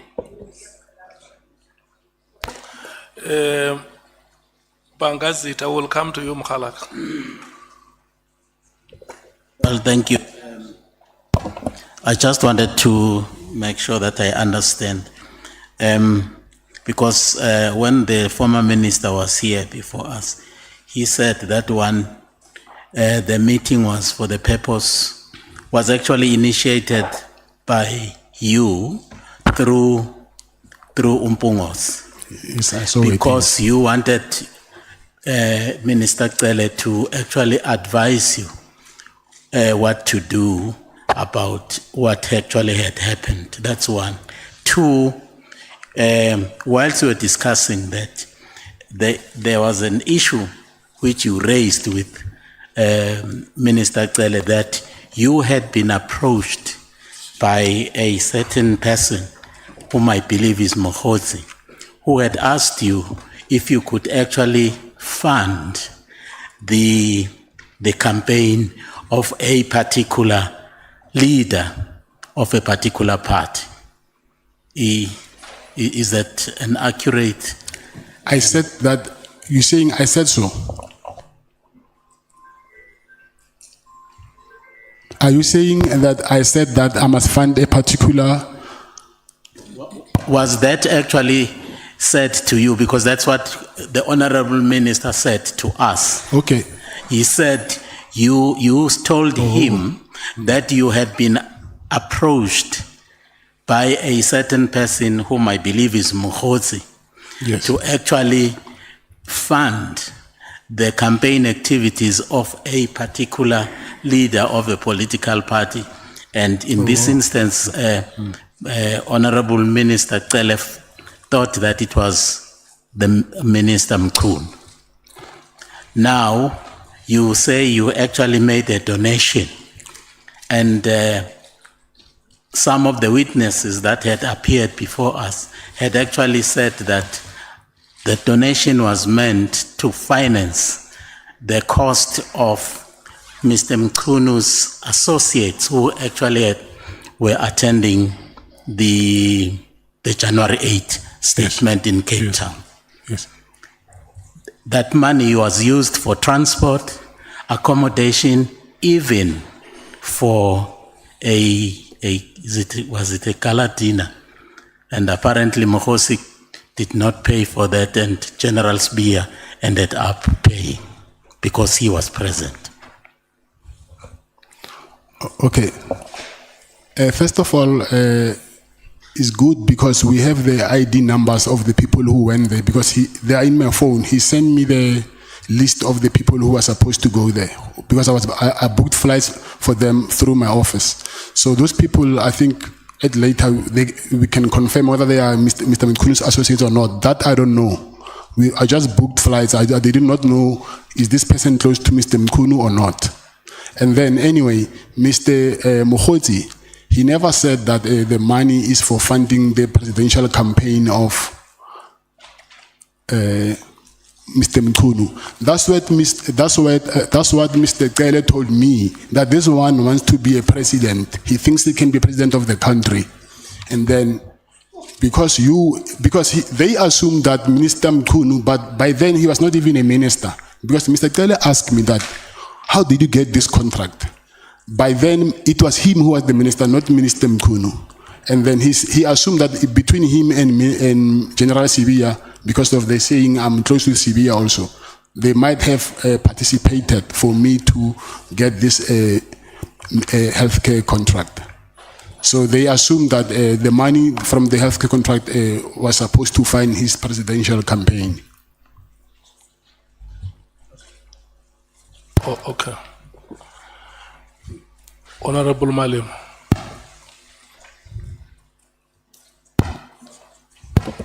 Thanks, Chair. So I just want to make a follow-up on the same question. General Cele said you called him, you met him, told him Mokhosi told you that Mkhwanazi wants to be a president, and therefore they need you to finance the campaign of Mkhwanazi. And they told you not to work with Cele and make sure you close Cele out and Zuma out. Don't tell them these issues. And from there, you need to keep on giving him information, because when we asked him, why do you keep Matlala close to you? He said, no, I kept him close because he was bringing information from Mkhwanazi to my side. So I can't let him go because he's giving me information. He said that under oath. And now you are saying he's the one who came with the information, the opposite of what he told us. So effectively, I'm asking you, Mr. Matlala, did former Minister Cele lie under oath about those issues in relation to your name? Yes, he lied under oath. Thank you. If he was asking, he was seeking information, why would he even ask me to ask my protectors to take him and his wife to a wedding somewhere in Lanseria? So that there was no way from me sending my protectors to drive him to a wedding. There was no way he will get information from those guys. He don't know them. If he wanted information, he was supposed to all the time make sure that I'm with him so that he can suck information from me. But it was for his own benefit. I even gave him even money. If you are here to suck information, that money, declare it somewhere that, okay, this guy gave me this money. And then, but since we know that for him, we want information, I had to ask money from him. I don't think he even declared that money. I gave him money twice. Yeah. How much did you give him, the first one and the second one? I gave him 300,000, and then on the second occasion, I gave him 200,000. Okay. Honorable members, no. I want us to do this. The If you can lower your hand, Honorable Nombalo, I recognize it. You can see that the witness has a lot of information that he wants to share with the committee. And I'm going to suggest that we take one item at a time. The witness has mentioned the meeting that happened with General Nhlanhla at Beverly Hills. The witness has mentioned the matter of Mr. Brown Mkhwanazi. And the witness has also mentioned the statement that General Khumalo was about to be removed. Yes. And fourthly, the information about presidential ambitions. Fifthly, about payments that were made for bookings, including those ID copies. And now, lastly, that there is money which has been given, 300,000 rand and 200,000 rand. So these issues must not go away so that we do not scupper the work of the legal counsel. What he was saying before, he said, Matlala, we now want to move to Brown Mkhwanazi, but let me conclude your engagements with with General Nhlanhla. That's what you wanted to do. So we're going back to that point where you must conclude with conclude the engagement with General Nhlanhla, and then we take these issues one so that we don't confuse the witness, because if we ask him, every time you ask him a question, he responds and he gives more. So wabana khomo ai shishije wabana gore o tsara packet so wa bia you know jamasi. So let me take your hand, Honorable Nombalo. Yeah, no, thanks, Chair. Okay, later. Honorable Nombalo. Yeah, no, thanks, Chair. Ragama khomo ya Matlala. It's a follow-up, Chair, on the last response that the witness has given. I just wanted to check, how was this money given? Was it cash or it was transferred to the minister, to Minister Pegitsele? It was cash. It was cash? Yes. Both of it was cash? Yes. Okay, thank you. Honorable Skosana. My follow-up question will be, if I heard you very well, you said that you send your bodyguard, there was a wedding somewhere else, we send your bodyguards, am I right? Yes. Yes. Yeah. Now, I know you haven't mentioned this, but was it the day when he slept at your penthouse? No. Or it was just on your normal conversation with him? Yeah, that day they fetched him in Senten Hotel. Thank you, Chair. Honorable Cameron. Thank you, Chair. Just a question for clarity. Was there anyone else present when you paid the money to Bekitele? Okay, yeah. The first time it was when Bongani was present, but he's no longer alive. Yes, and the second one, I was with my protectors, but I don't know whether, because I wouldn't tell them what I'm doing. So I don't know whether they've realized when I went to the car and took out the bag and put it in his car. And then just one last one. Was there any other time that your protectors transported former Minister Tele and or his wife?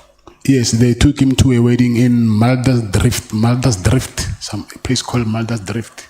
Okay, thank you. Thanks, Chair. Okay. I want to note hands. Honorable Nhlanhla, Honorable Chief Whip, Honorable Sokanyile, Honorable Shongwe, Honorable Matthews, Honorable James, Honorable Mwango. Thank you very much. Chair. No, Mina, I just want to know the delivery venues in both the installments. The first installment, the second installment. And did it happen at the Beaver because it looks like it's one of the most important meetings you had. Was there delivery there? When was the other delivery and stuff? Just that from me, Chair. Thank you very much. Okay, the first payment was here in Pretoria in my at my penthouse, and the second payment was at Beverly Hills, but not on that day when I first met him. It was this year. I think I've met him a couple of times after the first meeting, so I don't remember. Maybe it was around March, but I'm not sure of the date.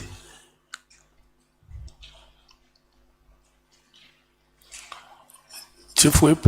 No, Chair, I'm covered up because I thought, I wanted clarity if the Beverly Hills first meeting is the one where you brought money to pay.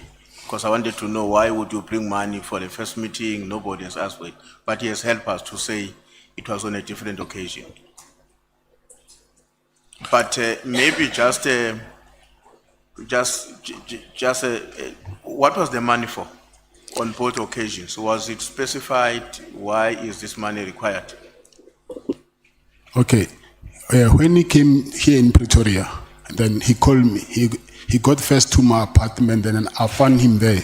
And when I got there, he said, "Okay, I'm here at your apartment, and last year, remember, I helped you, but even now, you're not doing anything for me to show your appreciation." And then that's when I made the first. I'm here at your apartment, and last year, remember, I helped you, but even now, you're not doing anything for me to show your appreciation. And then that's when I made the first. And then that's when I gave him the first 300,000. So even the second payment, it was because of the same reason. But when going on, I'll explain further because of actually there was more. But as I go with the SC, then I will explain further that he actually wanted more.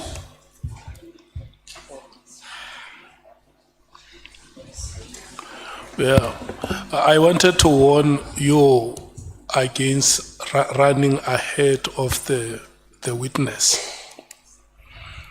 But if you insist on asking questions, I can't stop you.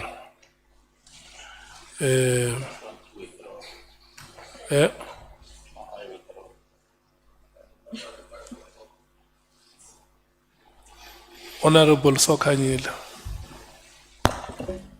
No, I wanted to check, Chairperson, with Mr. Matlala, did he meet former Minister Bheki Cele at Zimbabwe?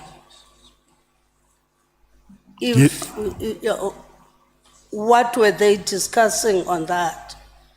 Or were there exchange of monies even in that, the meeting of Zimbabwe? Is it the correct person?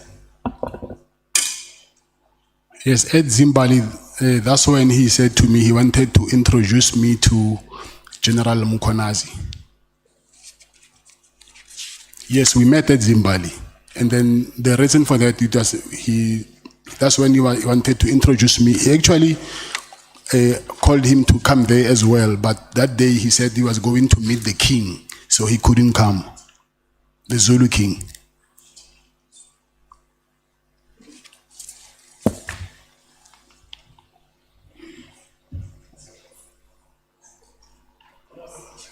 Somewhere.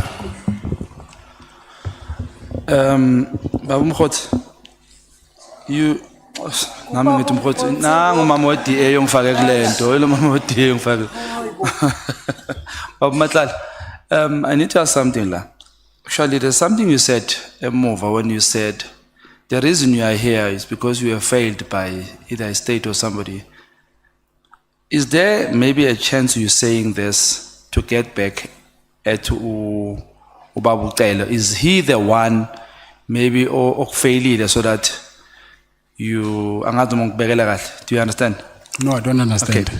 When you say the reason you are here is because the state failed you or somebody failed you, do you mean you said something Ubaba Ucele asking for protection? Is he the one who failed you? And my second question would be, how many times have you met Ubaba Ucele? And in those many times you've met him, kayile something yokchawa, or it was only these 2 times? Okay, for me to answer that question, it means that now I have to go further, and then, but we'll need to go back again because of I will leave other things behind. But let me just answer this for you.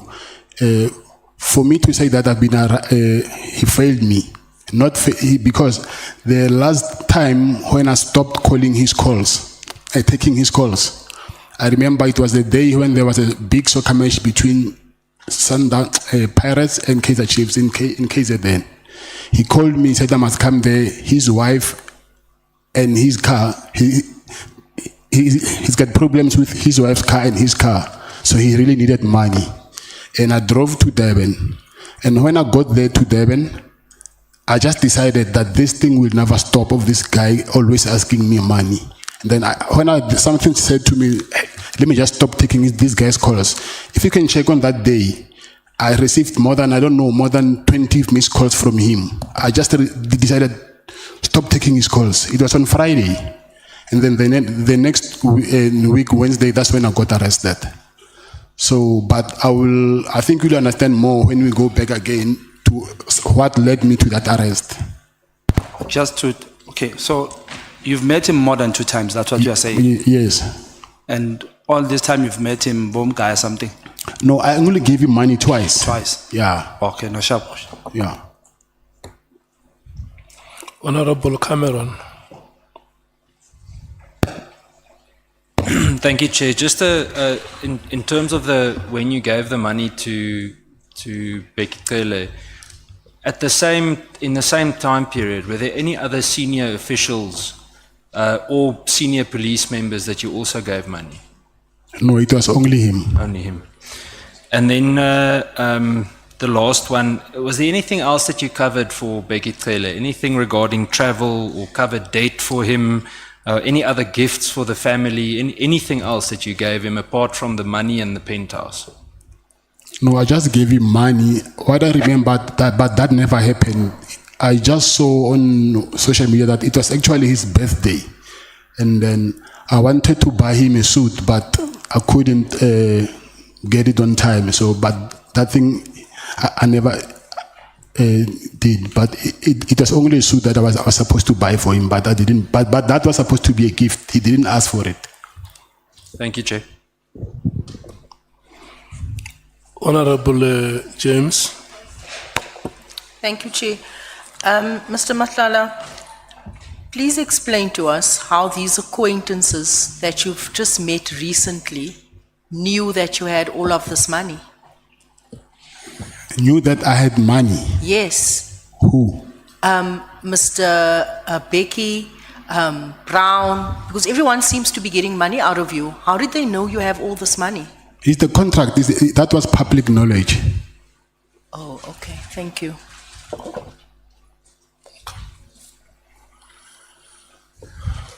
Can I check if there are members who still want to speak? I'm worried that we are running ahead of the witness. That is my greatest worry. And if we were to allow the SC to lead evidence, you can agree with me on some of the questions you ask here are not follow-up questions, because the witness has never mentioned anything about some of the questions you are asking. Honorable Matthews. Mine's definitely follow-up, Chair. Do you have or have you submitted receipts? Because you said you withdrew money from the bank for the 2 payments that you had to give to Becky Cele. Because we're going to end up coming down to, I didn't get the money, you gave him the money. So we need to have some type of proof. So would your bank receipts or would your withdrawals sort of align with that, and is that available for the committee that will speak to the dates? Yes, but I don't have access to my bank to my banking app now. But the police have my bank, they have my bank statements. But it's. So maybe it's if you can, there. yeah. So for both payments, you withdrew money and it will Oh, reflect. yes. It will reflect on there. And then, Chair, we mustn't lose it because we were busy on the issue of the apartment. And I'm scared that senior counsel, that we don't miss that. Mr. Matlala was talking about the issue of being at the apartment with Becky Cele and then we lost interruption or we were interrupted. Thank you, Chair Mkhwanazi.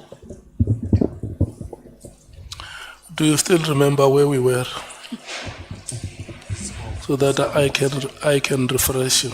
Yeah, I didn't think it's just that, under the guise of questions of clarifications, if we can stick to a structure, then we can get done sooner. These issues are all dealt with in the affidavit, and I was getting there. So Mr. Matlala, the issue of your relationship with again at paragraph 108 on page 25 of your statement. Page 25 of your Just statement. on a point of order, Chair.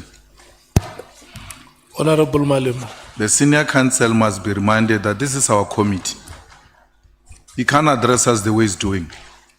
Where we feel we need to come in, we're going to come in. It's our committee. And that right must never be taken away from us.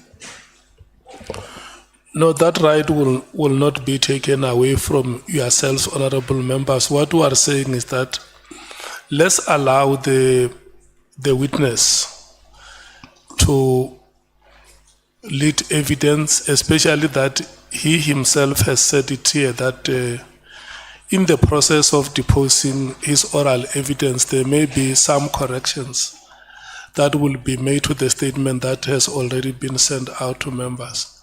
And I think that will benefit members if we deal with it that way. Agreed? Let's proceed. Mr. Matlala, I referred you to page 25, paragraph 108 of your statement. Page what? Page 25. Paragraph? Paragraph 108. 108. 108. Okay. Yes, I see it. Now, just before that, you had described how you met General Cele in Durban, and that he said, no, when you said, look, this chap Mkhwanazi was messaging you and in touch with you, he said, no, continue doing that. He's going to lead you to Mkhunu. And then he also mentioned that you are being caught up in what he described as Zulu wars, and I'm trying to summarize what you told us, that he definitely seemed to help because there was a phone call which you claim was to General Khumalo, and your firearms were returned. You went to the police station to collect them. Then subsequent to that, at paragraph 108, you said that Minister Cele requested accommodation in Pretoria. I offered my apartment to Minister Cele for use when he was in Pretoria. And then you said that in one of your messages, you had referred to Minister Cele as my business associate, quote unquote, when communicating with property management. I only said that to give some basis for the nature of the relationship, but Minister Cele was not actually my business associate. He stayed at my apartment 3 or 4 times. Yes, that's true. You confirm that? Yes. And then you dealt with the cash payments, which you've now disclosed. You said, I made an initial payment of 300,000 in cash to former Minister Cele at my residence in Pretoria around January. Is that January 2025? Yes. I handed over the money while he was inside my apartment. This was after he told me they needed gratification, which he called a quote-unquote facilitation fee, related to his role in returning my firearms and stopping the harassment. He also implied that he was not acting alone, which explained why a large sum of money was required. Yes. So that's the first payment. Yes, that's correct. And that was in your apartment here in Pretoria. Yes, that's correct. Then you say you made a second cash payment around about March 2025 at the Beverly Hills Hotel. Yes. The purpose of the payments, from your perspective, you say, was to acknowledge my belief that Minister Cele had quote-unquote control over the police and had effectively stopped the harassment. No, that is not true. So this statement, remember, I was supposed to go through it and correct some of the things. So you want that part deleted? Yes, because he was the one who asked me for money, not that I was acknowledging that he has power in the police. So we'll make a note of that. But what did in fact, according to you anyway, what was in fact the case was that when you withdrew your court application against the police, the harassment did stop and your firearms were returned. Yes, that's true. So certainly at that point you thought he was value for money.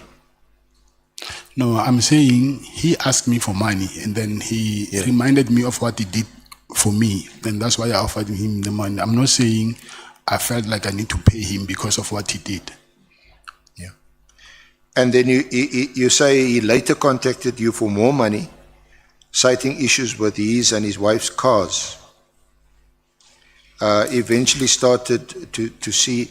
So I think in answer to one of the honourable member's questions, you spoke about these cars, and it was at a big game at Moses Mabhida. Is it the Chiefs Pirates game? Yes. So you remember very clearly that incident. Yes, yes, I remember because of that game. Yes. Okay. So he continued asking you for more money? Yes, that's correct. But then you started to see what you called demands as extortion, and he stopped making payments, and you stopped taking his calls from about 9 May 2025. Yes, that's correct. Is that right? And then shortly thereafter, you were arrested on the 14th of May 2025. Right? So do you seem to be saying, but you can say it in your own words, that there seemed to be a connection between you stopped making these payments and then your subsequent arrest shortly thereafterwards? I will say that was one of the reasons, but the other reason, as we go on, and then I will explain about it. Yes. Yeah. Okay. Now, if we could just round off on former Minister or Minister Mkhunu. You say at paragraph 114 on page 27 that you learned from Minister Cele that there was a big dispute between the two. Yes, that's what he told me. And that was according to General Cele? Yes. Okay. And that's why he encouraged you to maintain your communication with Mkhwanazi? Yes. But you had never, had you met Minister Mkhwanazi at all? I've never met him. And you don't know him at all? No, I don't know him. So you confirm, just so that we can get this out of the way, that you provided an affidavit, and you see that on page 29, paragraph 124 of your statement, paragraph 124. Yes, I see it. I confirm that I provided an affidavit stating I have never met Minister Mkhwanazi. This affidavit was prepared after Mkhwanazi's lawyers contacted my lawyer to ask whether I knew the minister. I stated I did not know Minister Mkhwanazi. They asked whether I was willing to depose to an affidavit to that effect. I said I was. This is how I came to depose to the affidavit that was provided to the minister. And you attached the affidavit at VM5. Yes, and that appears to be the same affidavit that the minister had presented to this committee when he gave evidence. So you confirm that? Yes, I confirm that.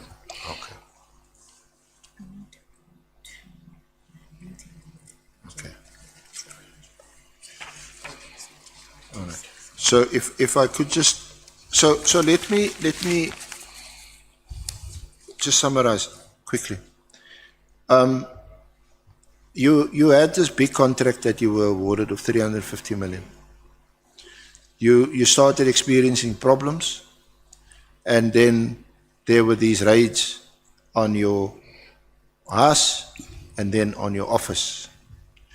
And following these raids, you get 2 calls that take you down 2 different paths. The one is from a guy called Brown Mkhwanazi, and the other one is from a guy called Mkhwanazi from KZN. Mkhwanazi, well, or so he claims, that he was in the minister's office, and that's that path. And that's all about Nkunu and January the 8th and all that. And also extracting, or rather extorting, money out of you. And I think you mentioned a figure of around about 200,000. Maybe not in one payment, but in different payments. Then the other one is Mkhwanazi, that leads you to General Nhlanhla. Yes. That's the. So is that a fair summary of where we are now? Is that your troubles, your woes, lead you down these 2 different paths, and both of them cause you to spend money? Yes, I agree. Now, can we go to page 30 and then, are you there at paragraph 126?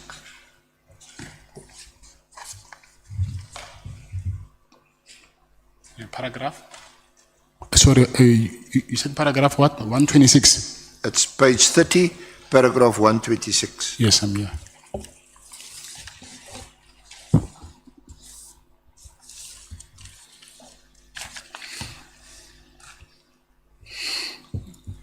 Now, that is where you record that you met Lieutenant General Mkhwanazi at the Pearls at Umhlanga on 15 April 2025. What's the Pearls? Is that an hotel or an apartment? What The palace is an apartment building, yeah. Yeah. It's apartment. An apartment building. Yes. And you say that Minister Nhlanhla had arranged for you to meet him. Yes. And you say this was the result of my interaction with Minister Nhlanhla regarding issues with my SEPS contract. Yes. So this again takes us back to this contract issue. Yes. And you then say Minister Nhlanhla advised you that he knew Lieutenant, the spelling is it Nkoa? Nkhua. Nkua, yes. Nkua. Nkua, yes. Okay, excuse my pronunciation. And then you say, but the person who was very close to her was Lieutenant General Mkhwanazi. And then you say, before we proceeded to the meeting, I contacted General Sinona, who is the head of the Hawks at KZN, as you were not comfortable to meet General Mkhwanazi alone. Yes. So can you just elaborate on this, and did you meet, and what was the purpose of the meeting, and what happened at the meeting? Okay. I'll go back a little bit so that we can understand how did I get to end up meeting Mr. Mkhwanazi. When I was with Mr. Nhlanhla, and then because he kept on asking me for money, and then I told him that, listen, SAPS is not paying me in time, and then also I don't even get enough purchase orders, so I'm not making a lot of money, though the contract is there, but I'm not making that money that you guys assume that I'm making. And then I told him that the person who's in charge of this contract, I think I'll say the custodian of this contract, is Lieutenant General Mkhwanazi. And then he said, yes, I know about your problem, but I think the best person that you need to talk to is General Mkhwanazi, because he's more closer than General Mkhwanazi than I am. So that's when then he arranged that meeting. So when I met with General Mkhwanazi, he said to me, yes, I hear about your problem that you're having, so that that they don't give you guys enough work. They just send work in send drips so that they don't breach their contract. But actually, if it was according to them, they wouldn't send any purchase orders at all. They just send small purchase orders so that they can just keep you entertained. So, but they're saying actually what they want to do is cancel this contract. So, and he said to me, they actually met.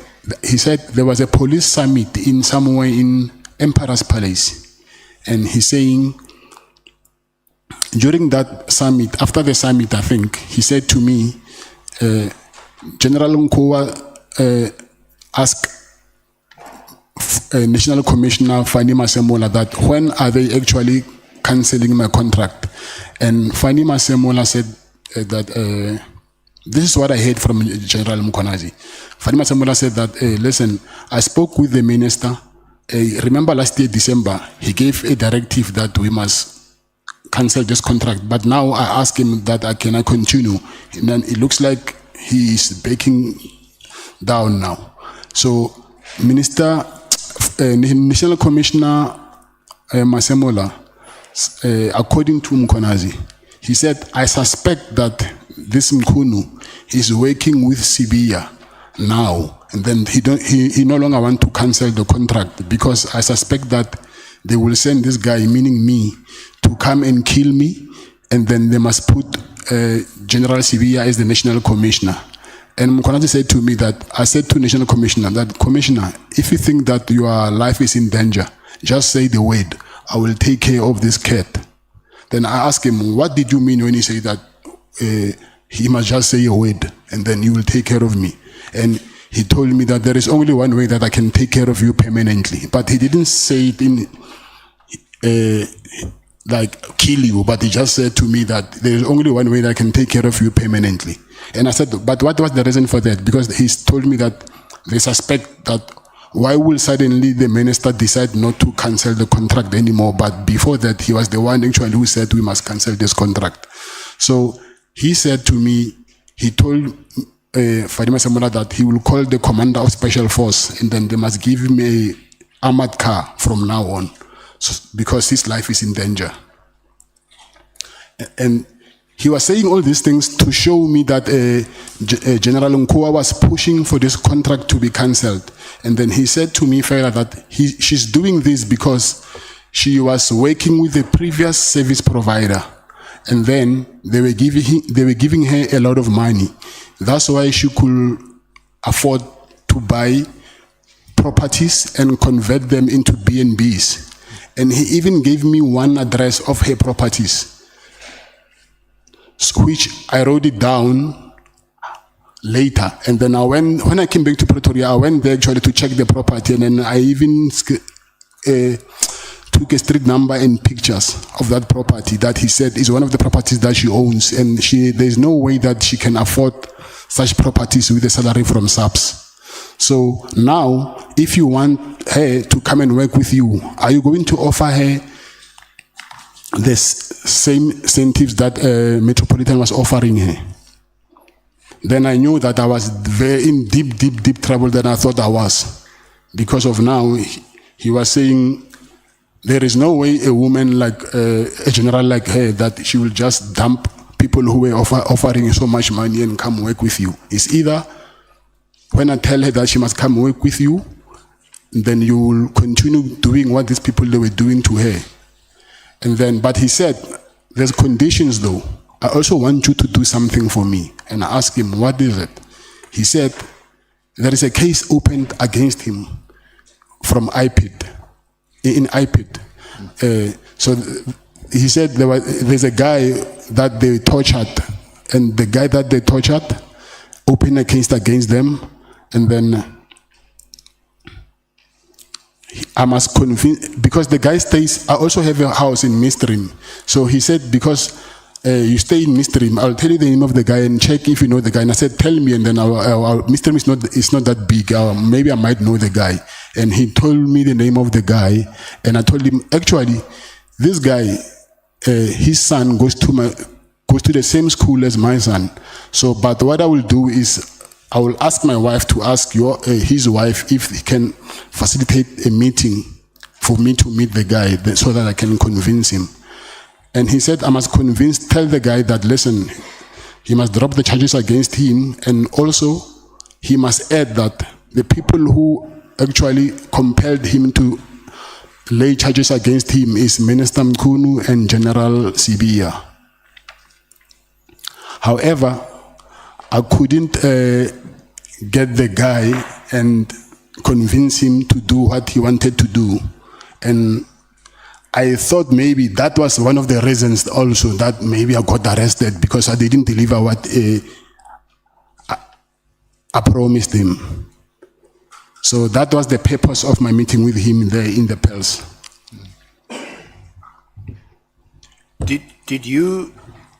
Are you sure that you didn't meet General Mkhwanazi because you, in exchange for assistance to get the purchase orders placed with you, pursuant to the contract, that you were prepared to offer him information on Sabia?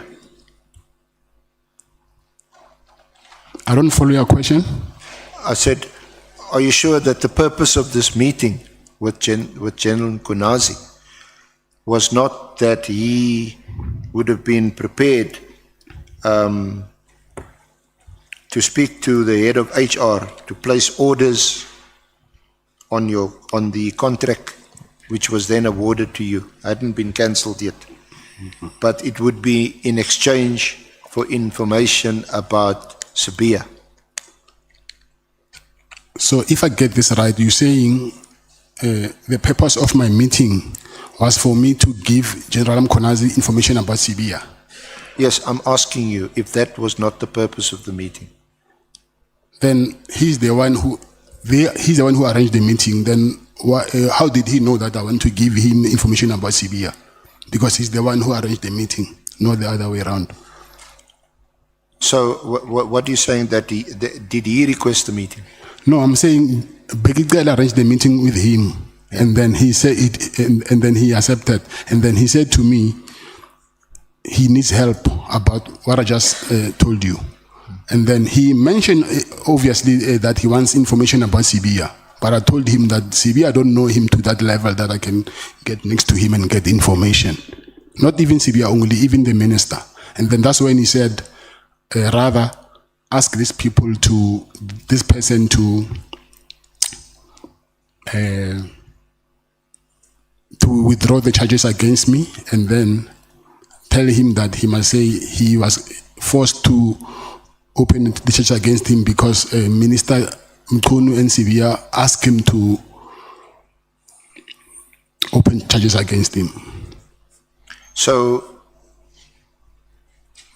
even though it is the case that you discussed at that meeting with Mkhwanazi, you did discuss the contract, because he also then mentioned Kua and pointed out that she was also in the pocket of, I think you mentioned Metropolitan, and that she's got these properties, and obviously if you do a kind of a lifestyle audit check, then where does she get the money from? And but he didn't offer to help you. You say that he said she was the quote unquote stumbling block for your contract. So did that also in fact happen at the meeting? Yes. But you say that, and according to your statement, that the true reason was actually in relation to this chap, Nangi,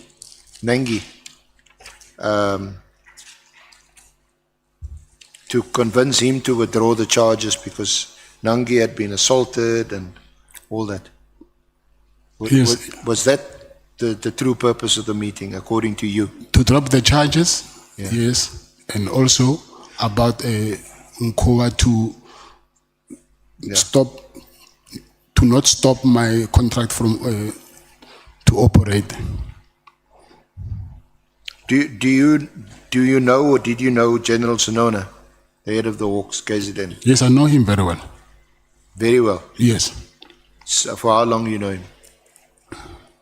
I'll say maybe 7 years, or 6 or 7 years.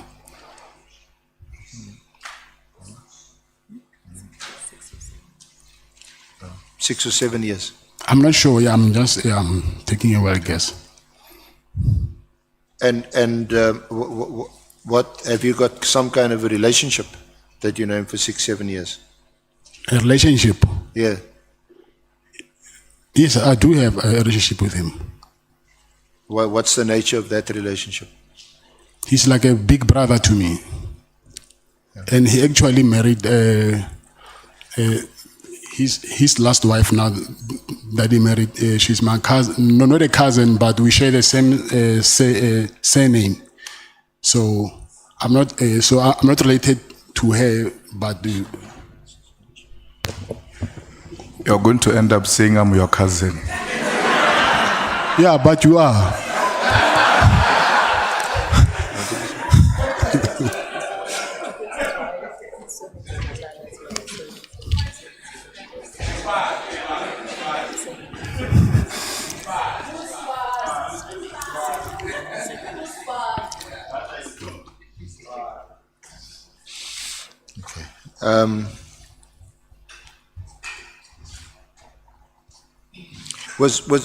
Would that have been the and you say that did you offer to speak to Nangi because your kids are at the same school? Yes, I did. And what was the outcome of that discussion? He told me that it was not only him alone who were tortured. It was him and his brother-in-law and some other guy. I don't know the name. And he said, as a result, his brother couldn't speak anymore. He lost his voice. So he don't think that these people will ever agree to drop charges against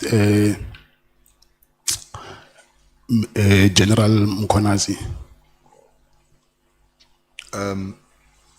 Yeah, you mentioned at paragraph 134, 133 on page 32, where you say, I met up with Mr. Nangi as instructed by Lieutenant General Mkhwanazi, and he tried to convince him, and you tried to convince him to withdraw the charges. Nangi advised that he was not alone in the matter, and that his brother-in-law can't even speak as a result of the torture. Yes, that's true. He advised that he was not willing to withdraw the matter, and I believe he has even sued Lieutenant General Mkhwanazi for 10 million rand. Yes, that's true. Is that just what you heard? You didn't see What? any papers, any summons? I checked after he said that it is. I think if you can check on Google also, you can see it. But I just saw it after when he told me. And then you say you did communicate Nangi's reluctance to Lieutenant General Mkhwanazi via General Sonona. Can you repeat that, please? You say in the draft statement, I communicated Nangi's reluctance to Lieutenant General Mkhwanazi via yes. General Sonona. Yes, yes. How did you do that? I called him. You called Sonona Yes, to tell Yes, Mkhwanazi yes. that you've spoken to Nangi, yes, and he's not prepared to withdraw. yes. Okay. And again, as a result of that, you say you suspect that this was one of the reasons why you were later arrested and charged. Yes. Then you go on to say that I was already under immense pressure from my contract issues and police harassment. I did start giving Brown Mkhwanazi money because Minister Cele advised me to keep on entertaining him. And this also added to my financial strain. However, you reached a point where you just decided, no, this thing will end anyway. I couldn't keep giving these people money. Then you say you eventually stopped taking calls and giving money to Minister Cele and others involved. This decision came on a Friday. The very next week, on a Wednesday, you were arrested and charged with the attempted murder of your ex-girlfriend. I believe my arrest was a direct consequence of my decision to stop cooperating with their demands for money and my refusal to continue what I saw as their extortionate schemes. Yes, I agree. Do you want to add anything to that? What page are you on? Sorry? What page are you on now? That was on page 32, and I was reading you from paragraph 135, 136. Okay, it's fine. Do you want to, do you confirm that, or do you want to add anything further? Yes, I'll confirm, but I'll add later when I'm with my legal team. I'll confirm what is here, but I'm saying when I'm with them, and then we'll see what to add.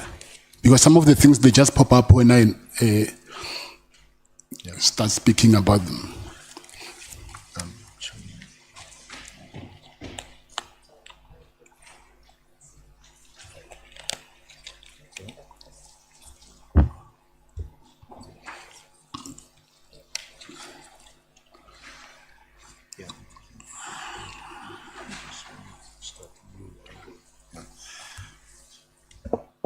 Honourable Chair, this would be, with your leave and the Honourable Committee's leave, a convenient point to adjourn before we pursue a new aspect, and we'll do our level best to take no more than 2 hours tomorrow morning to conclude. You want to adjourn now? Sorry, Chair. You want to adjourn now? To adjourn now, yes. Matlala usashishicha. You still want to give more? No. I don't know. What time is that? It's quarter to 5. Okay. Yeah, I think we can adjourn. And then tomorrow we start at 10. At 10. I don't know. I'll discuss. I don't know what time they'll be here. I need to talk to them first. I need to talk to my legal team first and ask what time will they be here tomorrow. Because I would love that before we start, then at least I can get a brief from them. And yeah, they requested 10 o'clock to us. To start at 10. Okay, then it's okay. Meaning they'll be here much earlier, I assume. Yeah. Yeah, can I check, we are going to adjourn. Are the members who may want to ask anything, but we must do all this before 5. Honorable Nomvalo and Honorable Skwasana. Yeah, thank you very much, Chair. No, Chair, I just want to check with the SC advocate, Arenze, if he has arranged with the lawyers of the witness in relation to the statement, the correct statement, because the witness before us has been making an indication that there are some errors that he needs to correct in the statement. 2, like we said earlier, we're not comfortable with cross-questioning a witness. Cross-questioning a witness based on a statement which he says has errors, because we turned away Kabinde here because he considered to the fact that the statement he had errors was dumbsacked. So we want to get confirmation so that, Chair, and we want to persuade attorneys of the witness to quickly finish and send the statement at least tonight, so that when we prepare relying on a correct statement, not on this statement. So I don't know if he has made that arrangement, the senior counsel. If he has not, then we persuade him to do so. Yeah.